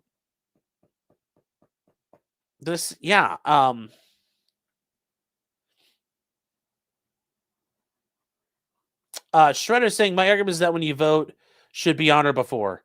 The day of the election should be the day when the franchise is upheld by the state, per your earlier point. Thank you. Okay, so you're agreeing with me. Yes. But let's say I challenge a bunch of votes and we're voting afterwards. And I say, look, these votes here are bullshit. Guess when the day of selection is? Let's say those votes get removed. We're now at a new day of selection. Because I've now changed it. I've now taken away someone's vote. So guess what the day of selection is? I mean, are you going to argue the original day of selection is here? We just modified it? Well, then you'd almost have to argue we have a new day of selection. I don't know. I don't know here. It's SCOTUS. I think this is, good point. The oral arguments will be fun because regular people are going to say this makes no sense. It'll be fun to see how they spin the horrible arguments. I agree. So it'll be interesting. And they say, but it is a choice the Constitution authorizes Mississippi to make. I don't think they do. I don't think it does. Mississippi is among the states that no longer require absentee ballots be received before Election Day. Yes, but by that logic, then, in every other state that doesn't allow it, remember, they said 29 states allow it, 21 don't. You're allowed to then bring a lawsuit you could bring a lawsuit forcing states to allow ballots to come in after Election Day. I think you'd actually be able to do that. I think the Supreme Court, by these people's logic, that's probably what they're planning on doing, is using this to bastardize their way through everything. So.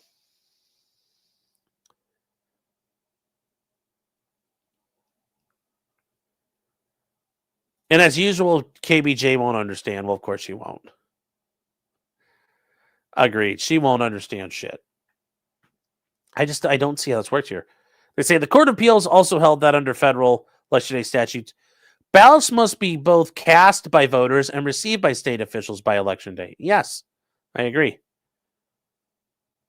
And they say, although the court agreed that preemption here turns on that, the court cast aside a premier aid to assisting plain meaning, dictionaries. And guys, this is where you see Columbia versus Heller come into play. Dictionaries are important. And it talks about relying on dictionaries to construe the Second Amendment. And they say the court declared that dictionary definitions do not shed light on Congress' use of the word election because those definitions make no mention of deadlines or ballot receipt. And that's true. Although in the common parlance, what do people think of an election? When you vote for someone, your vote is counted and the winner is determined. Everybody would say that's the common definition of an election. All before we started this, before we even talked about this case, I guarantee you I could put a vote out there and poll on chat. How do you determine election? You vote, the vote's counted, and the winner declared. That's the election itself.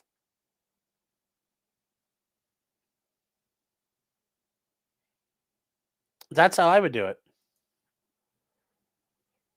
And they say that was error. They say the failure of any dictionary definition of election to even mention ballot receipt is a strong signal that ballot receipt is not part of an election. That's not true.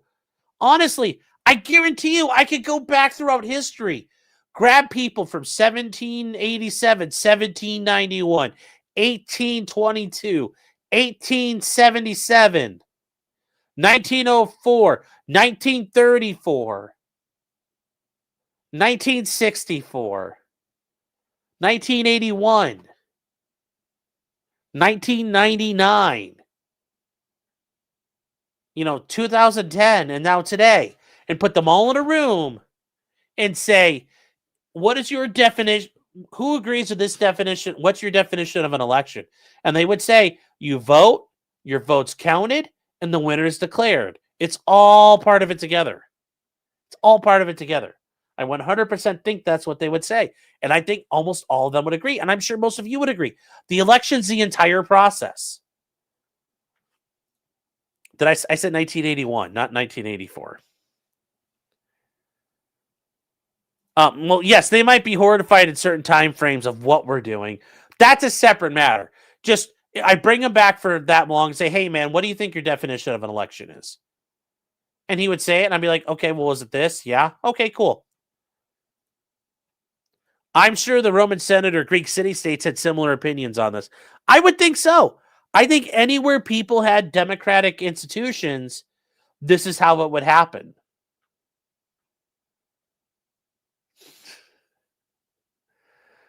Yes, I think that most people would agree this is how you would determine it.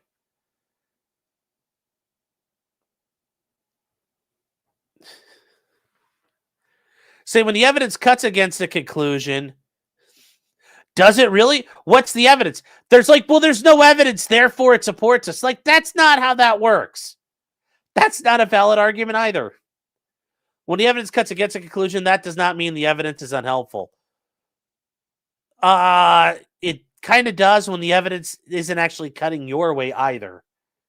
It means a conclusion is likely wrong. That is some fucking Reddit-tier logic. The evidence doesn't support you either. The evidence doesn't support you either.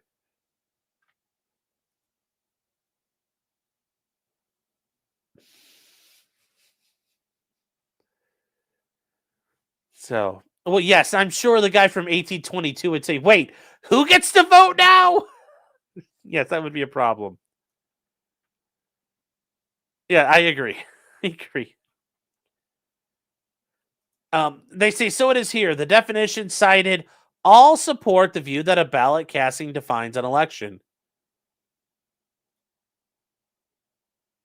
It also includes the vote counting. None supports the view that a ballot receipt defines an election.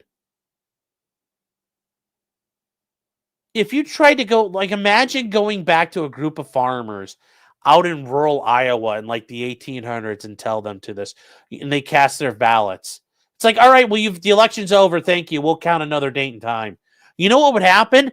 They'd be coming to fucking hang you, and they'd be bearing guns and torches, and they'd be looking to fucking hang you from a tree.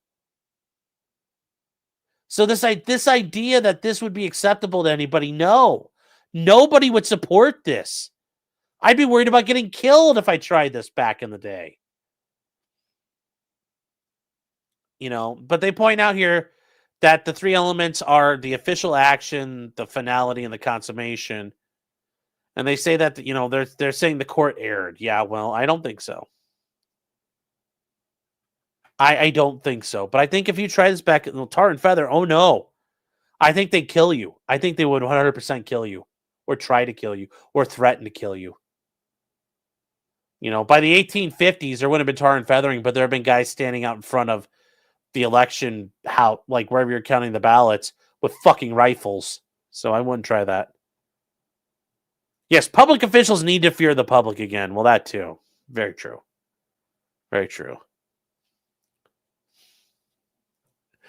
Garrett Pace says, all the votes go into the box. The box goes in the water. The sharks are in the water.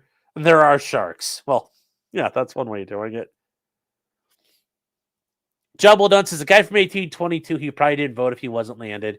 Okay, well, he owns land, a landowner. There, how about that?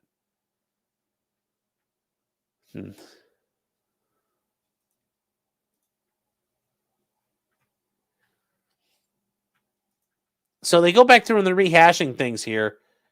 That they're arguing the official action means the ballot is received. Yeah, and I think the Court of Appeals is right. They point out that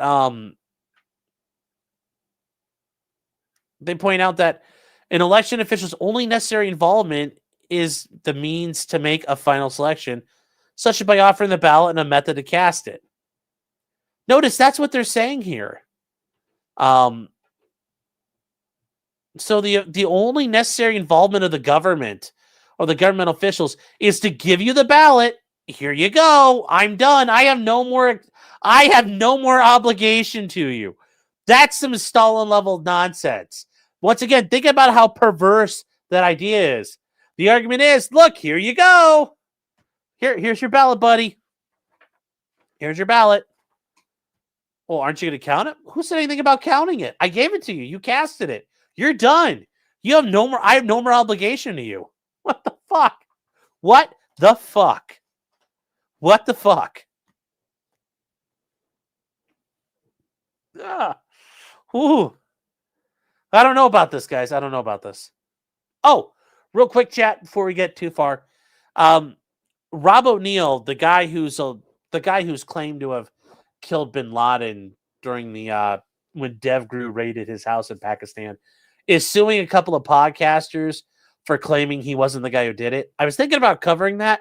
If you guys are interested in that, let me know in chat if you want to hear that or not, because I'm kind of curious. He's suing a former Delta Force guy, and they run the Anti-Hero podcast.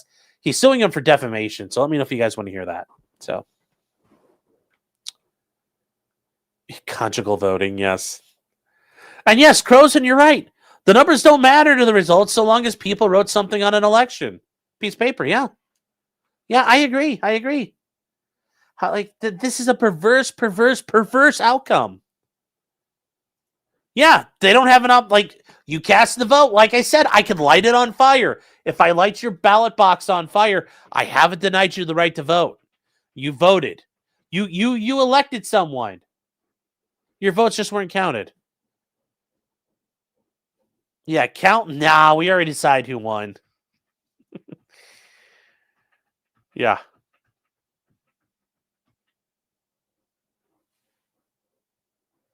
Hold on, chat.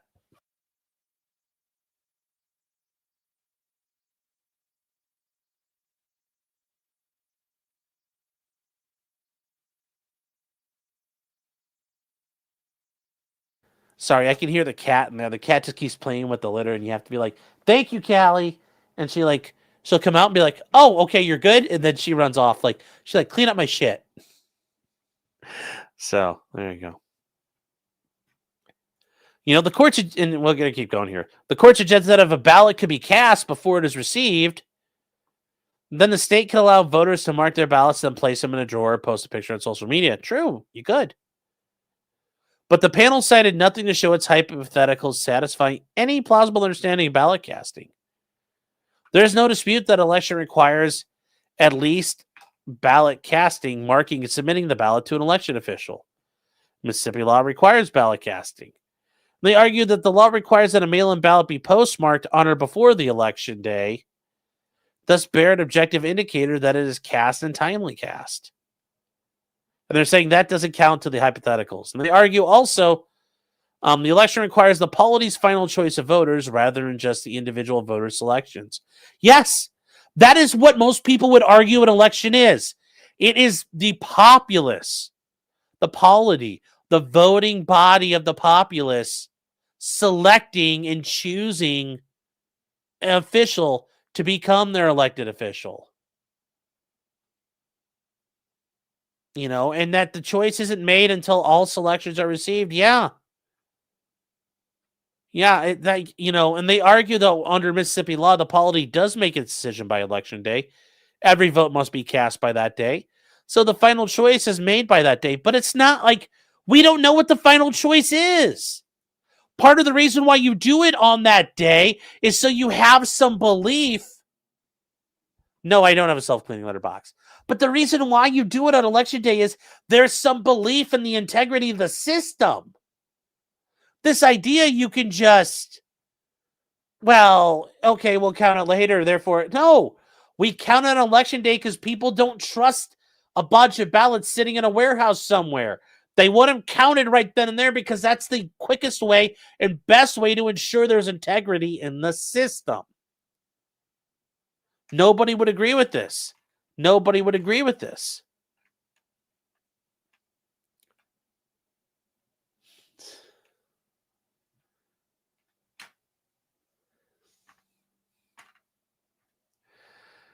So they say, even though officials are receiving ballots, the result is fixed on election day. No, it's not.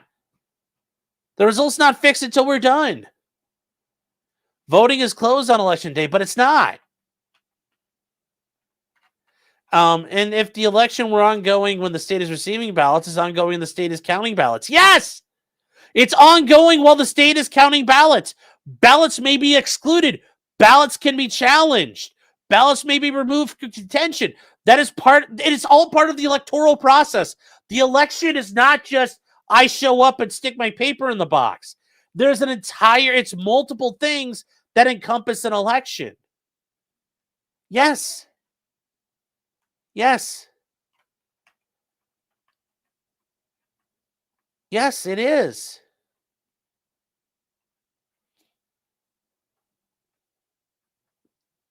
Yes, I mean, like, that's the thing here. You know, they point out that the laws prevent a voter from casting an absentee ballot and then casting a second ballot in person on election day, which is actually, like, that's not, some states allow it, some states don't. And it provides a backstop method of casting an affidavit ballot in person on election day that'll be counted only if a mail-in ballot is untimely or flawed, which is one way you can do that. You're like, yes, I submitted an absentee ballot. I wish to vote here because I'm worried it's not going to come in. So let's say you vote and you're like, oh my God, it's the day before election day when I mailed this in. It's not going to count. Guess what? You take your ass down to the ballot box and vote. And they say a voter who arrives at the polling place on election day can cast an affidavit ballot, but that affidavit ballot will be accepted and counted only if the absentee ballot has not been received within 5 days. So they'd argue a mailed absentee ballot is final when mailed, which must occur. And the affidavit ballots are cast and received on election day, and thus also satisfy any deadline. Yeah, but once again, there's an acknowledged difference. It's now in your hands. You have it right away. It's then segregated, and then you check. But this idea that, like, it's different because you've received it. Once again, I'd argue the receipt is part of it. We're only on page 24. No, we're actually farther along than that. We're on page 32, and we're actually almost done here, guys. We're almost done here. So, we got to get to, see, we're almost done here. We're almost done here. We're going to blow through the rest of this here. Anyway, we're going to blow through the rest of this. You know, the court said you can permit senders to recall mail. I've still never heard of people doing that for any mail. The respondents never presented evidence that a mail-in ballot has ever been, as a practical matter, could ever be recalled after mailing. Well, I've never heard of mail being done, period. Respondents never suggested such a possibility until their appellate reply briefs. And they were unable to defend that claim at oral argument. The court should not have relied on that forfeited claim to condemn Mississippi law. Well, you're going to have to suffer. How you going to get changed? And thirdly, the court ruled the election is only consummated in the ballots received because the officials then know there are X ballots to count. Yes. But the election is just consummated when no more ballots can be cast. No, because it's not over. Remember, part of the process in an election is counting. If you don't know how many you have to count, then you're never actually done. You know, the court claimed the RNC is equally consistent with the ballot receipt requirement. I don't disagree. I don't disagree here. But I'm also not retarded. I vote by fucking election day. So I just don't understand what the problem is here. I'm just not retarded enough to figure out how to mess up voting. And they keep on just arguing here. The language, and that's the other thing here.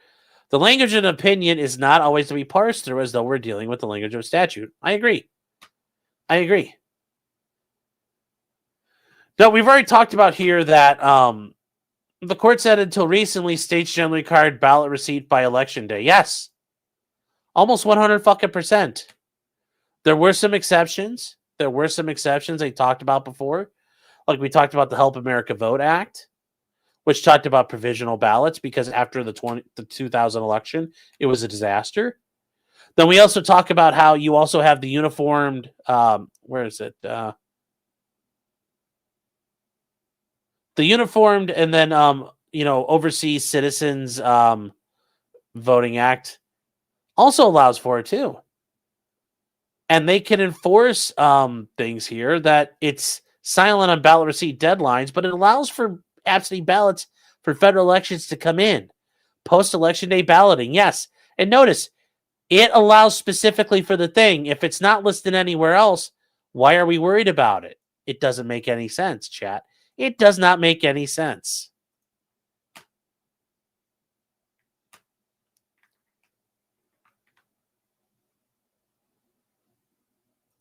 Yeah, and Zakusa, you're right. You have to know how many ballots you have. Part of the election is votes are cast. The votes are collected. We figure out how many total do we have. Okay, cool.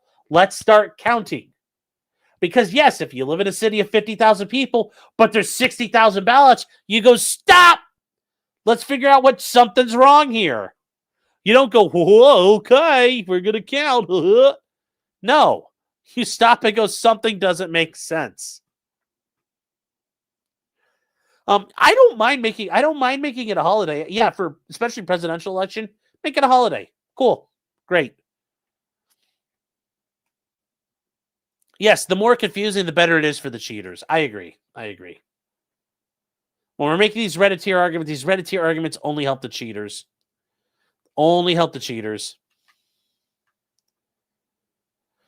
also point out that the court also points out there are election days other than federal election day for special elections, for runoff elections, and to fill vacancies. There's all kinds of exceptions that Congress put together. So yes, I agree. That means that's all they're willing to do. All they're willing to do here.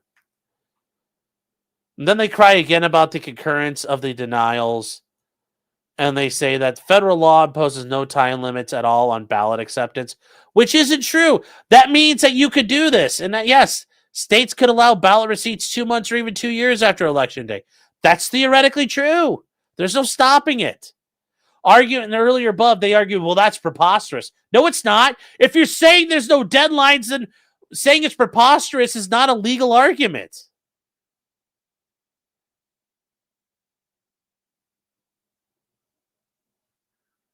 Don't do. No, I don't want online voting. I don't want any. I don't want any online voting. That sounds bad. I don't trust that. I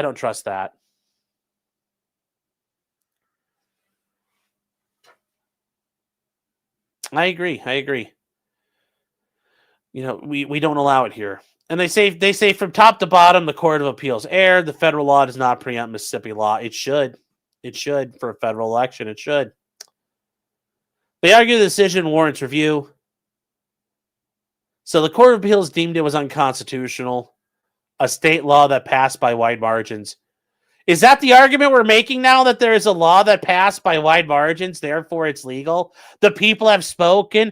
Vox populi, Vox Dei. Is that what we're saying now? Oh, the people vote. Remember, that is some of the scariest shit in the world to say. One of the scariest ideas of political philosophy is we had a vote on it. It's okay because we had a vote. That's very Rousseauian. The idea from Jean-Jacques Rousseau that we had a vote. Well, that means the majority can never be wrong. We voted on it, so it's okay. What the fuck? No. The fact you voted on it doesn't mean that's okay. That's really bad. It's bad. The people voted on a lot of things. If we're talking about the people voted on a law, Romer v. Evans, which outlawed gay marriage. In Colorado, they had a vote. Hey, it's over. We can vote about whatever the fuck we want now? Are you sure you want that conclusion? That can lead to a lot of things, man. That can lead to a lot of things. Cosmo says, "Oh, it's on the screen." What? Are you talking about? Oh, well. Yeah, 3/5 is back on the menu, boys. Yeah, we had a vote. Well, that's not fair, but we had a vote. It was Democratic. We had a vote, bro. Bro, we voted on it. Step bro, we voted. What are you voting on, step bro? They say, whenever a federal court invalidates a state law, the matter is important. Really? Okay. The decision below invalidates state law authorizing state law rigging elections. And it's an important power. It strips Mississippi of an important power. I mean, does it? This has profound ramifications. It would invalidate laws in most states. No, it wouldn't. No, it wouldn't invalidate laws in most states. How would it invalidate laws in most states? Like we've already talked about. The Fifth Circuit only covers 3 states, guys. Only 3 states. I don't get it, guys. I don't get it. I don't get it. I don't got it. It don't make no sense. Don't make no sense, chat. Don't make no sense.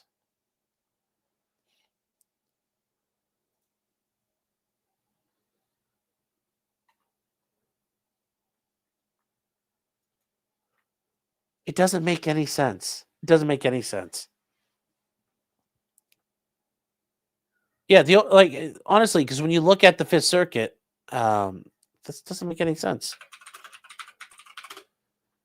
You know, the Fifth Circuit Court of Appeals, it's only 3 states. So, how are we having a problem here? Because this is the Fifth Circuit, chat. This is all that's getting overturned. It's just the Fifth Circuit. Nobody else. Nobody else. There's no other problem here. Why are we so worried about this? This doesn't make any sense. We're only worried about these 3 states. It's going to overturn everything? No, it's only going to do it in this area right here. This area. That's it. It's not going to change anything else. 3 out of 50. It's only going to hurt those 3 states. What are we getting on about here? You know, it would invalidate. How do you know it would? You're saying that certainly. Aren't you telling me that other circuits wouldn't fight over it? It'd say nar. They would quote meme copy and go, nar, that's not correct. Yes, it's the 350th compromise. Shredder says, but they voted, Sean. I agree, they voted. They had a vote, that's what matters. Doesn't matter if it's counted, they voted, they tried. They say about 30 states in the District of Columbia. I don't say, how do you know about? Either you know or don't know. But they allow ballots mailed after Election Day but received after that day. Okay. The decision below imperils laws in all those states and may doom the laws of the 48 states that allow post-Election Day receipt of provisional HAVA ballots. I don't know about that. The court suggested its holding allows post-Election Day receipt of Help America Vote Act and the Uniformed and Citizens Overseas Act ballots. I would agree. These are specifically protected. Federal law is shielding those ballots from attack. You know, there's a shield here, and it's standing here.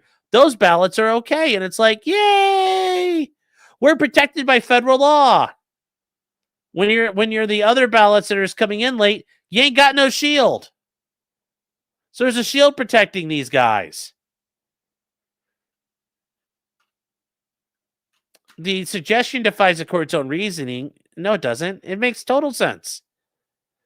You know, it adopts a rule that would necessarily invalidate the laws in most states and thus has significant nationwide implications. No, it doesn't. It's only invalidating in the Fifth Circuit. It only affects 3 motherfucking states.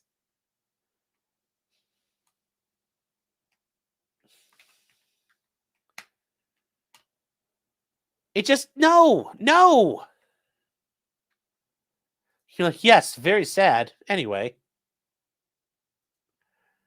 No, this is such bullshit.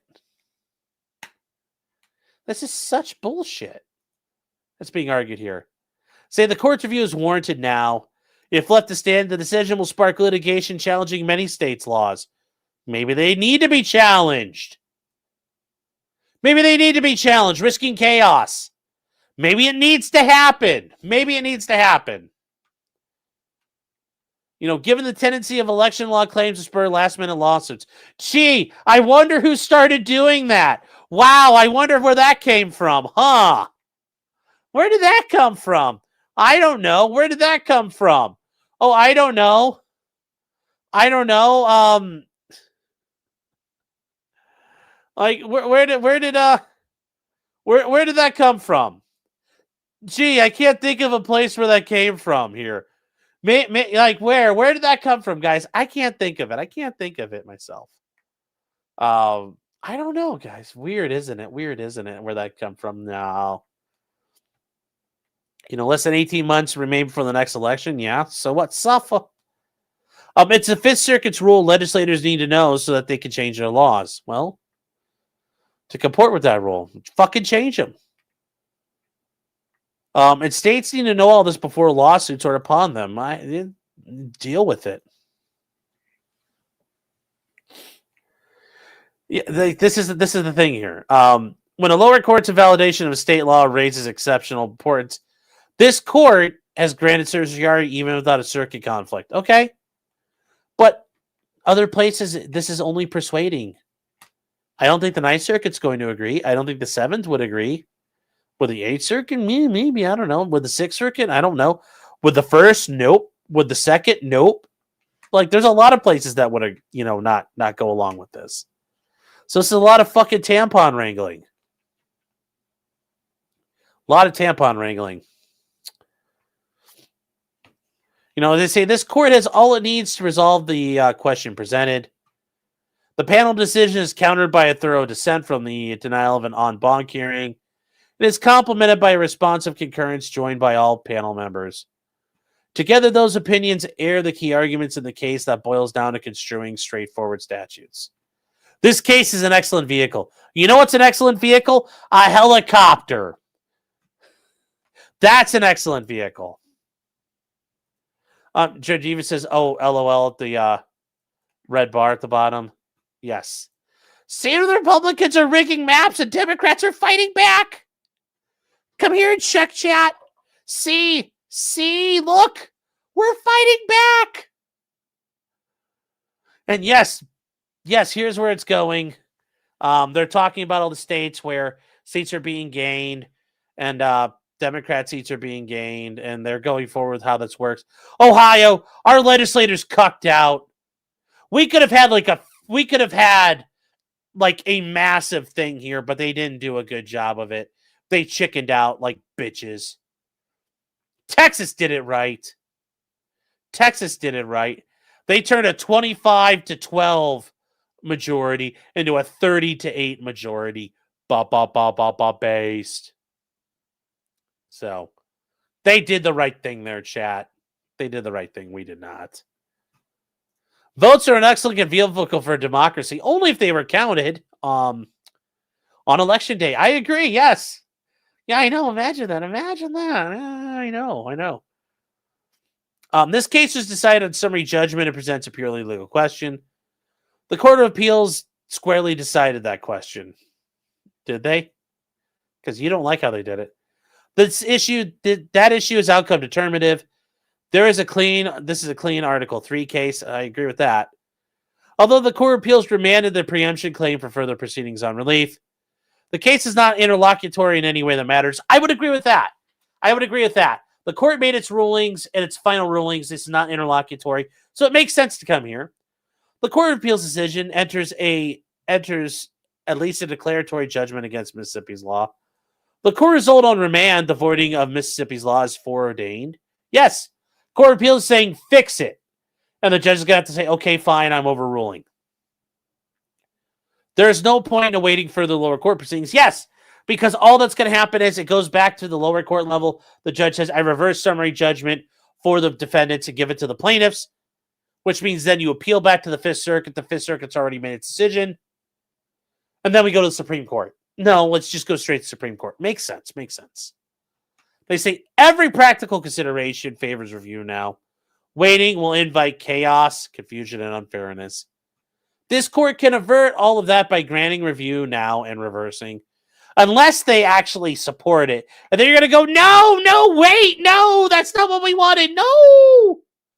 But we'll see. We'll see what happens. We'll see what happens, guys. We will see. So that is it. That is it, guys. We got it all done. 2.5 hours. I'm proud of us, chat. We got through it. I wish we could start a little earlier, but we couldn't. If we get started by 8, we'd have been done already. But that's how it goes. That's how it goes. Mikey, I just want to, yes, can we control delete mail-in ballots? No. And thank you for being here. 16 months. I think I got this earlier, but I wanted to make sure we got it. Spud Gun for £5 sterling. That's right, chat. The King Sterling says, I got called for jury duty, but can't do it to mental issues. Fucking gutted. It's rare. You don't always have juries in the UK, so that's actually pretty neat. I want to do it, but I'd probably spaz out, which would be fun. Well, that would be fun. The sad thing is we never get to hear about it because trials are private in the UK. That sucks. Zero Buck saying, was it Barrett? Maybe it was Barrett, but like I said, maybe it was like Alito and Thomas who were like, I got an idea here. Like, ooh, I could fuck with this. So who knows? Probably was Barrett or Roberts. Mississippi is like the lower decks of a ship. Thank you, Higgs 220 alert. Love the avatar. Love the avatar. Now, guys. Clippy says, who would call before peeing in a sink? No. Oh, God, you're joking. You know the joke. Alyssa says, I heard Tower and came running only to be disappointed. Yes. Jenner Harden says, if this doesn't work, maybe you can go through with the popular conservative idea of repealing the 19th. Because who wants to spend all that time actually appealing to voters when you can just ban them? Well, I mean, that would be interesting as an option, but no. I just think I think the way this is being argued is very dangerous. It's a very perverse way of dealing with it. JD Buck says, fuck mail-in ballots. Absentee ballots are different. At this point, they're pretty much the same thing, the way they're handled. Zero Fuck says, when it comes to the ballots, the nice Somalian man turned one, like Jesus, he turned one ballot into 50. We just kept on having loaves of bread, chat. He just turned one vote into 50 ballots. Ahmed and his Technicolor kafaya. Armand says, in my country, you need to send a copy of your ID and they verify it before issuing you a voter card. The mail-in ballot needs to have a copy of your ID and the voter ID number to verify. Yeah, I would like all that, but apparently you don't have black people in your country. And because black people are too stupid to do this. It's too hard. They're too stupid and too poor to do it. That's the reason why we don't have any of that.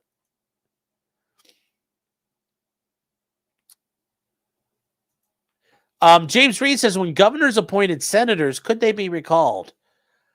I don't know, but it wouldn't. Well, I think ultimately there probably were provisions where your state legislators could recall. I just don't know the answer to that, but it wouldn't surprise me if that was an option. It wouldn't surprise me if that was an option. Yes, JKD Buck says, what happens if your state issues driver's licenses to undocumented Democrats? And whoopsies, they accidentally become registered voters. Yeah, no, that never happens anywhere. That doesn't happen. You're being mean. Dare suggest that. Robin Hood says, maybe you're a sex offender and you can't vote on school grounds. There's a lot of states you're probably not voting if you're a sex offender because you're a felon. So. Adam Ed says it's a waste of time to count votes. Just watch CNN. Yeah.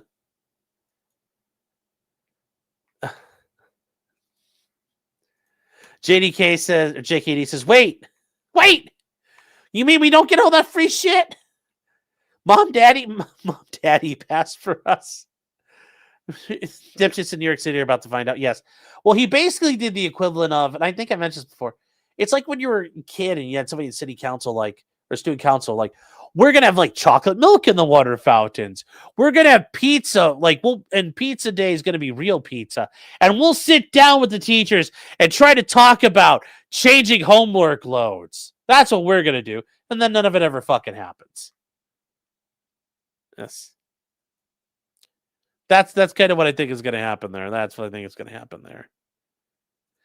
Jefferson Post says Massachusetts require by mail arrivals by the close of polls, which I think that makes sense. And then Joe Morris says they got to know Sean better, and then they were sure he was a tard. Yes, that's true. Yes, I had the people in the village. As I got older, got to know me, and they were like, "Yep, that boy's retarded." See me walking down the street, and they're like, "There goes that little retarded Martin boy walking down the street." Then one day they're like, "Oh, that little retarded Martin boy can ride a bike. Can you believe it?" Down at the hardware store, they're like, "I saw him on a bike, and he wasn't crashing."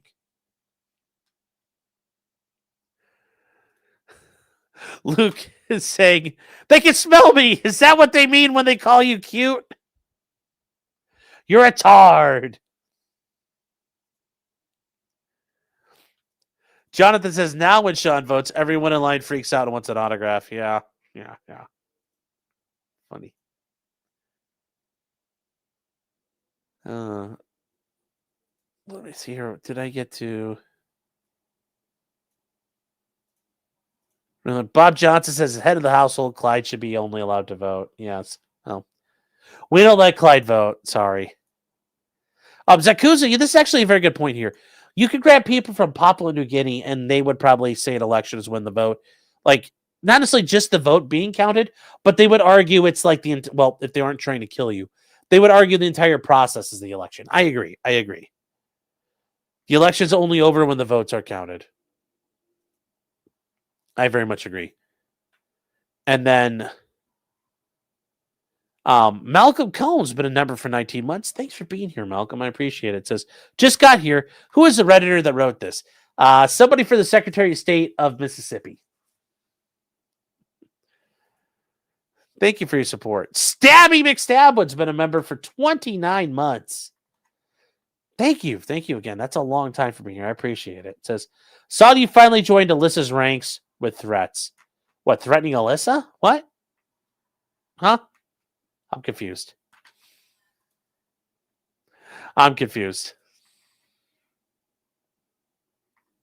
So, yeah, they're like, that retarded boy is my lawyer now.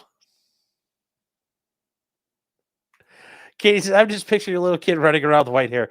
No, remember, my hair was black back in the day. Just like this right here. Black. Black as night.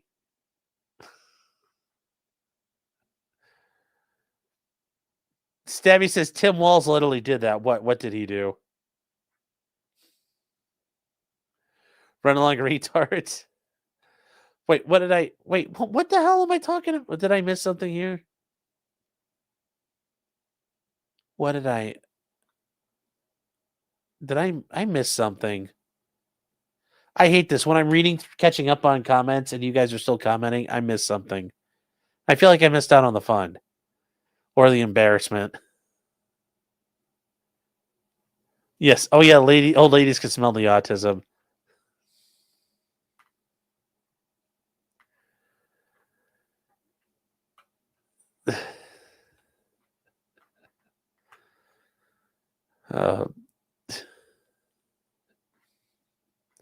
Sean was black back in the day, y'all. My mom couldn't afford the brand name acetaminophen. No, my parents took care of us. We had nothing but the best. We only had Tylenol in our home.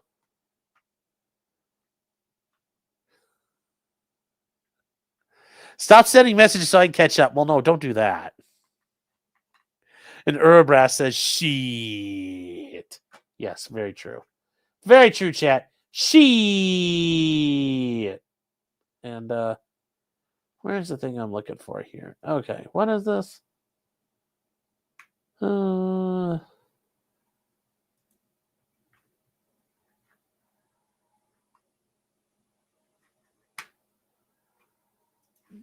that doesn't count as a threat. It's brand name tism, yes, chat. We did not do store brand. We didn't do the off brand tism in our family. We were taken care of. We were taken care of because that was our parents loved us, and they were able to afford it, so they were good about it. I was very appreciative of it. So.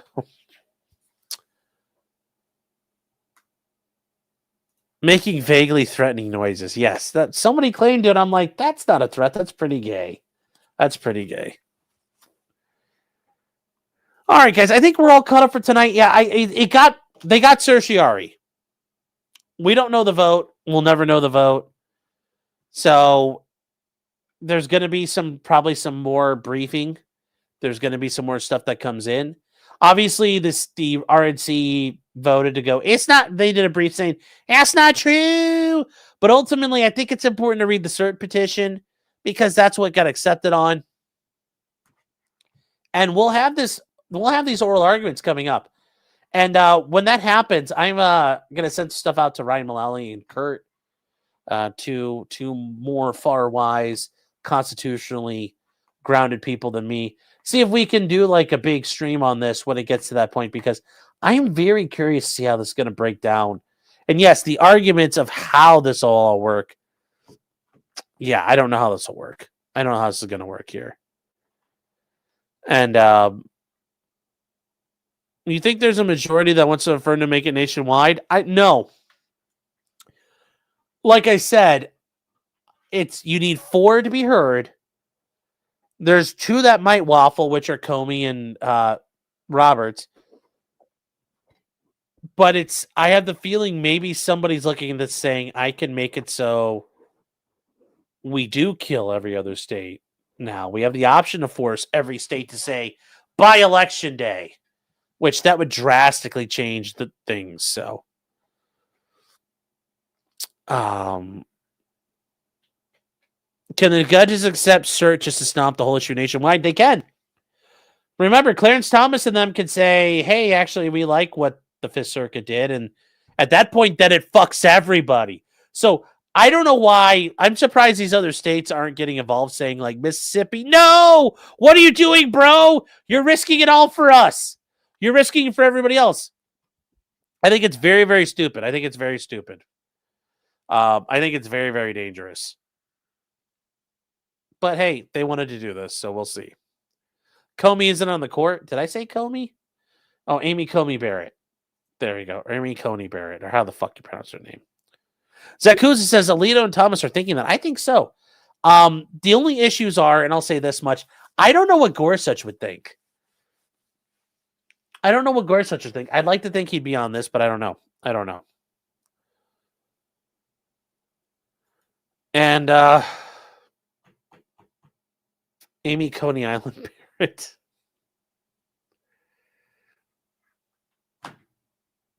Oh, Armand says, I still can't believe Sean missed me saying in my county.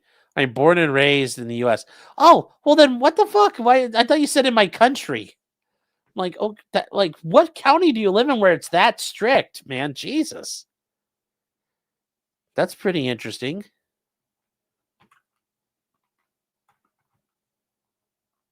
So ACB is a fan. She's got black kids. All right, we're going to leave that alone, chat. I'm going to let you guys go here. So with that said, chat, we're going to end here. And tomorrow night, possibility, we're not sure if I'm going to do the anti-hero Rob O'Neill thing, or there's another one. We'll take a look at some of the Aaron Spencer stuff. He's the sheriff, the guy running for, well, he's accused of murdering the pedophile. And the state has introduced a response, and I got to take a look at it, see how long it is. Might be worth the show on its own. There's some updates in the Mickey Steins case we'll be doing too. But yeah, it should be great. Should be great. Yes. 400. 300. We're going to end it there, guys. So I'll see you tomorrow night. And remember, until next time, chat, just because you did it does not mean you're guilty. Does not mean you're guilty. Any Destiny updates? Yeah, there's some to get through. We'll have to do those probably Friday. The transcripts got released, and Destiny admits to sending shit to fucking Rose on the record, but that was before we connected the dots and she was a minor, so it's like, oh, yeah, it's, but the idea that, once again, it's over for Pixie is not true, and the idea it's a win for Destiny, I don't think so. I don't think so here. I don't think so. There's also some Russell Greer shit, so we're going to figure out where to shoehorn that all into. So, good night, chat.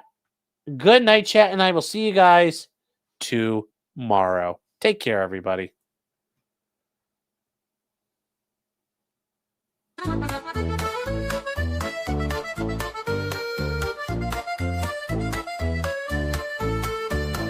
Weapons, blacksmithing, and models of planes, esoteric works, and even some trains. Much merriment had while drinking White Claws, tips on hunting, and even talking the law. Whatever you do, just don't talk to cops, even when they nab you on illegal stops. Just 'cause you did it doesn't mean you're guilty, but please talk to a local attorney. Was that the fact?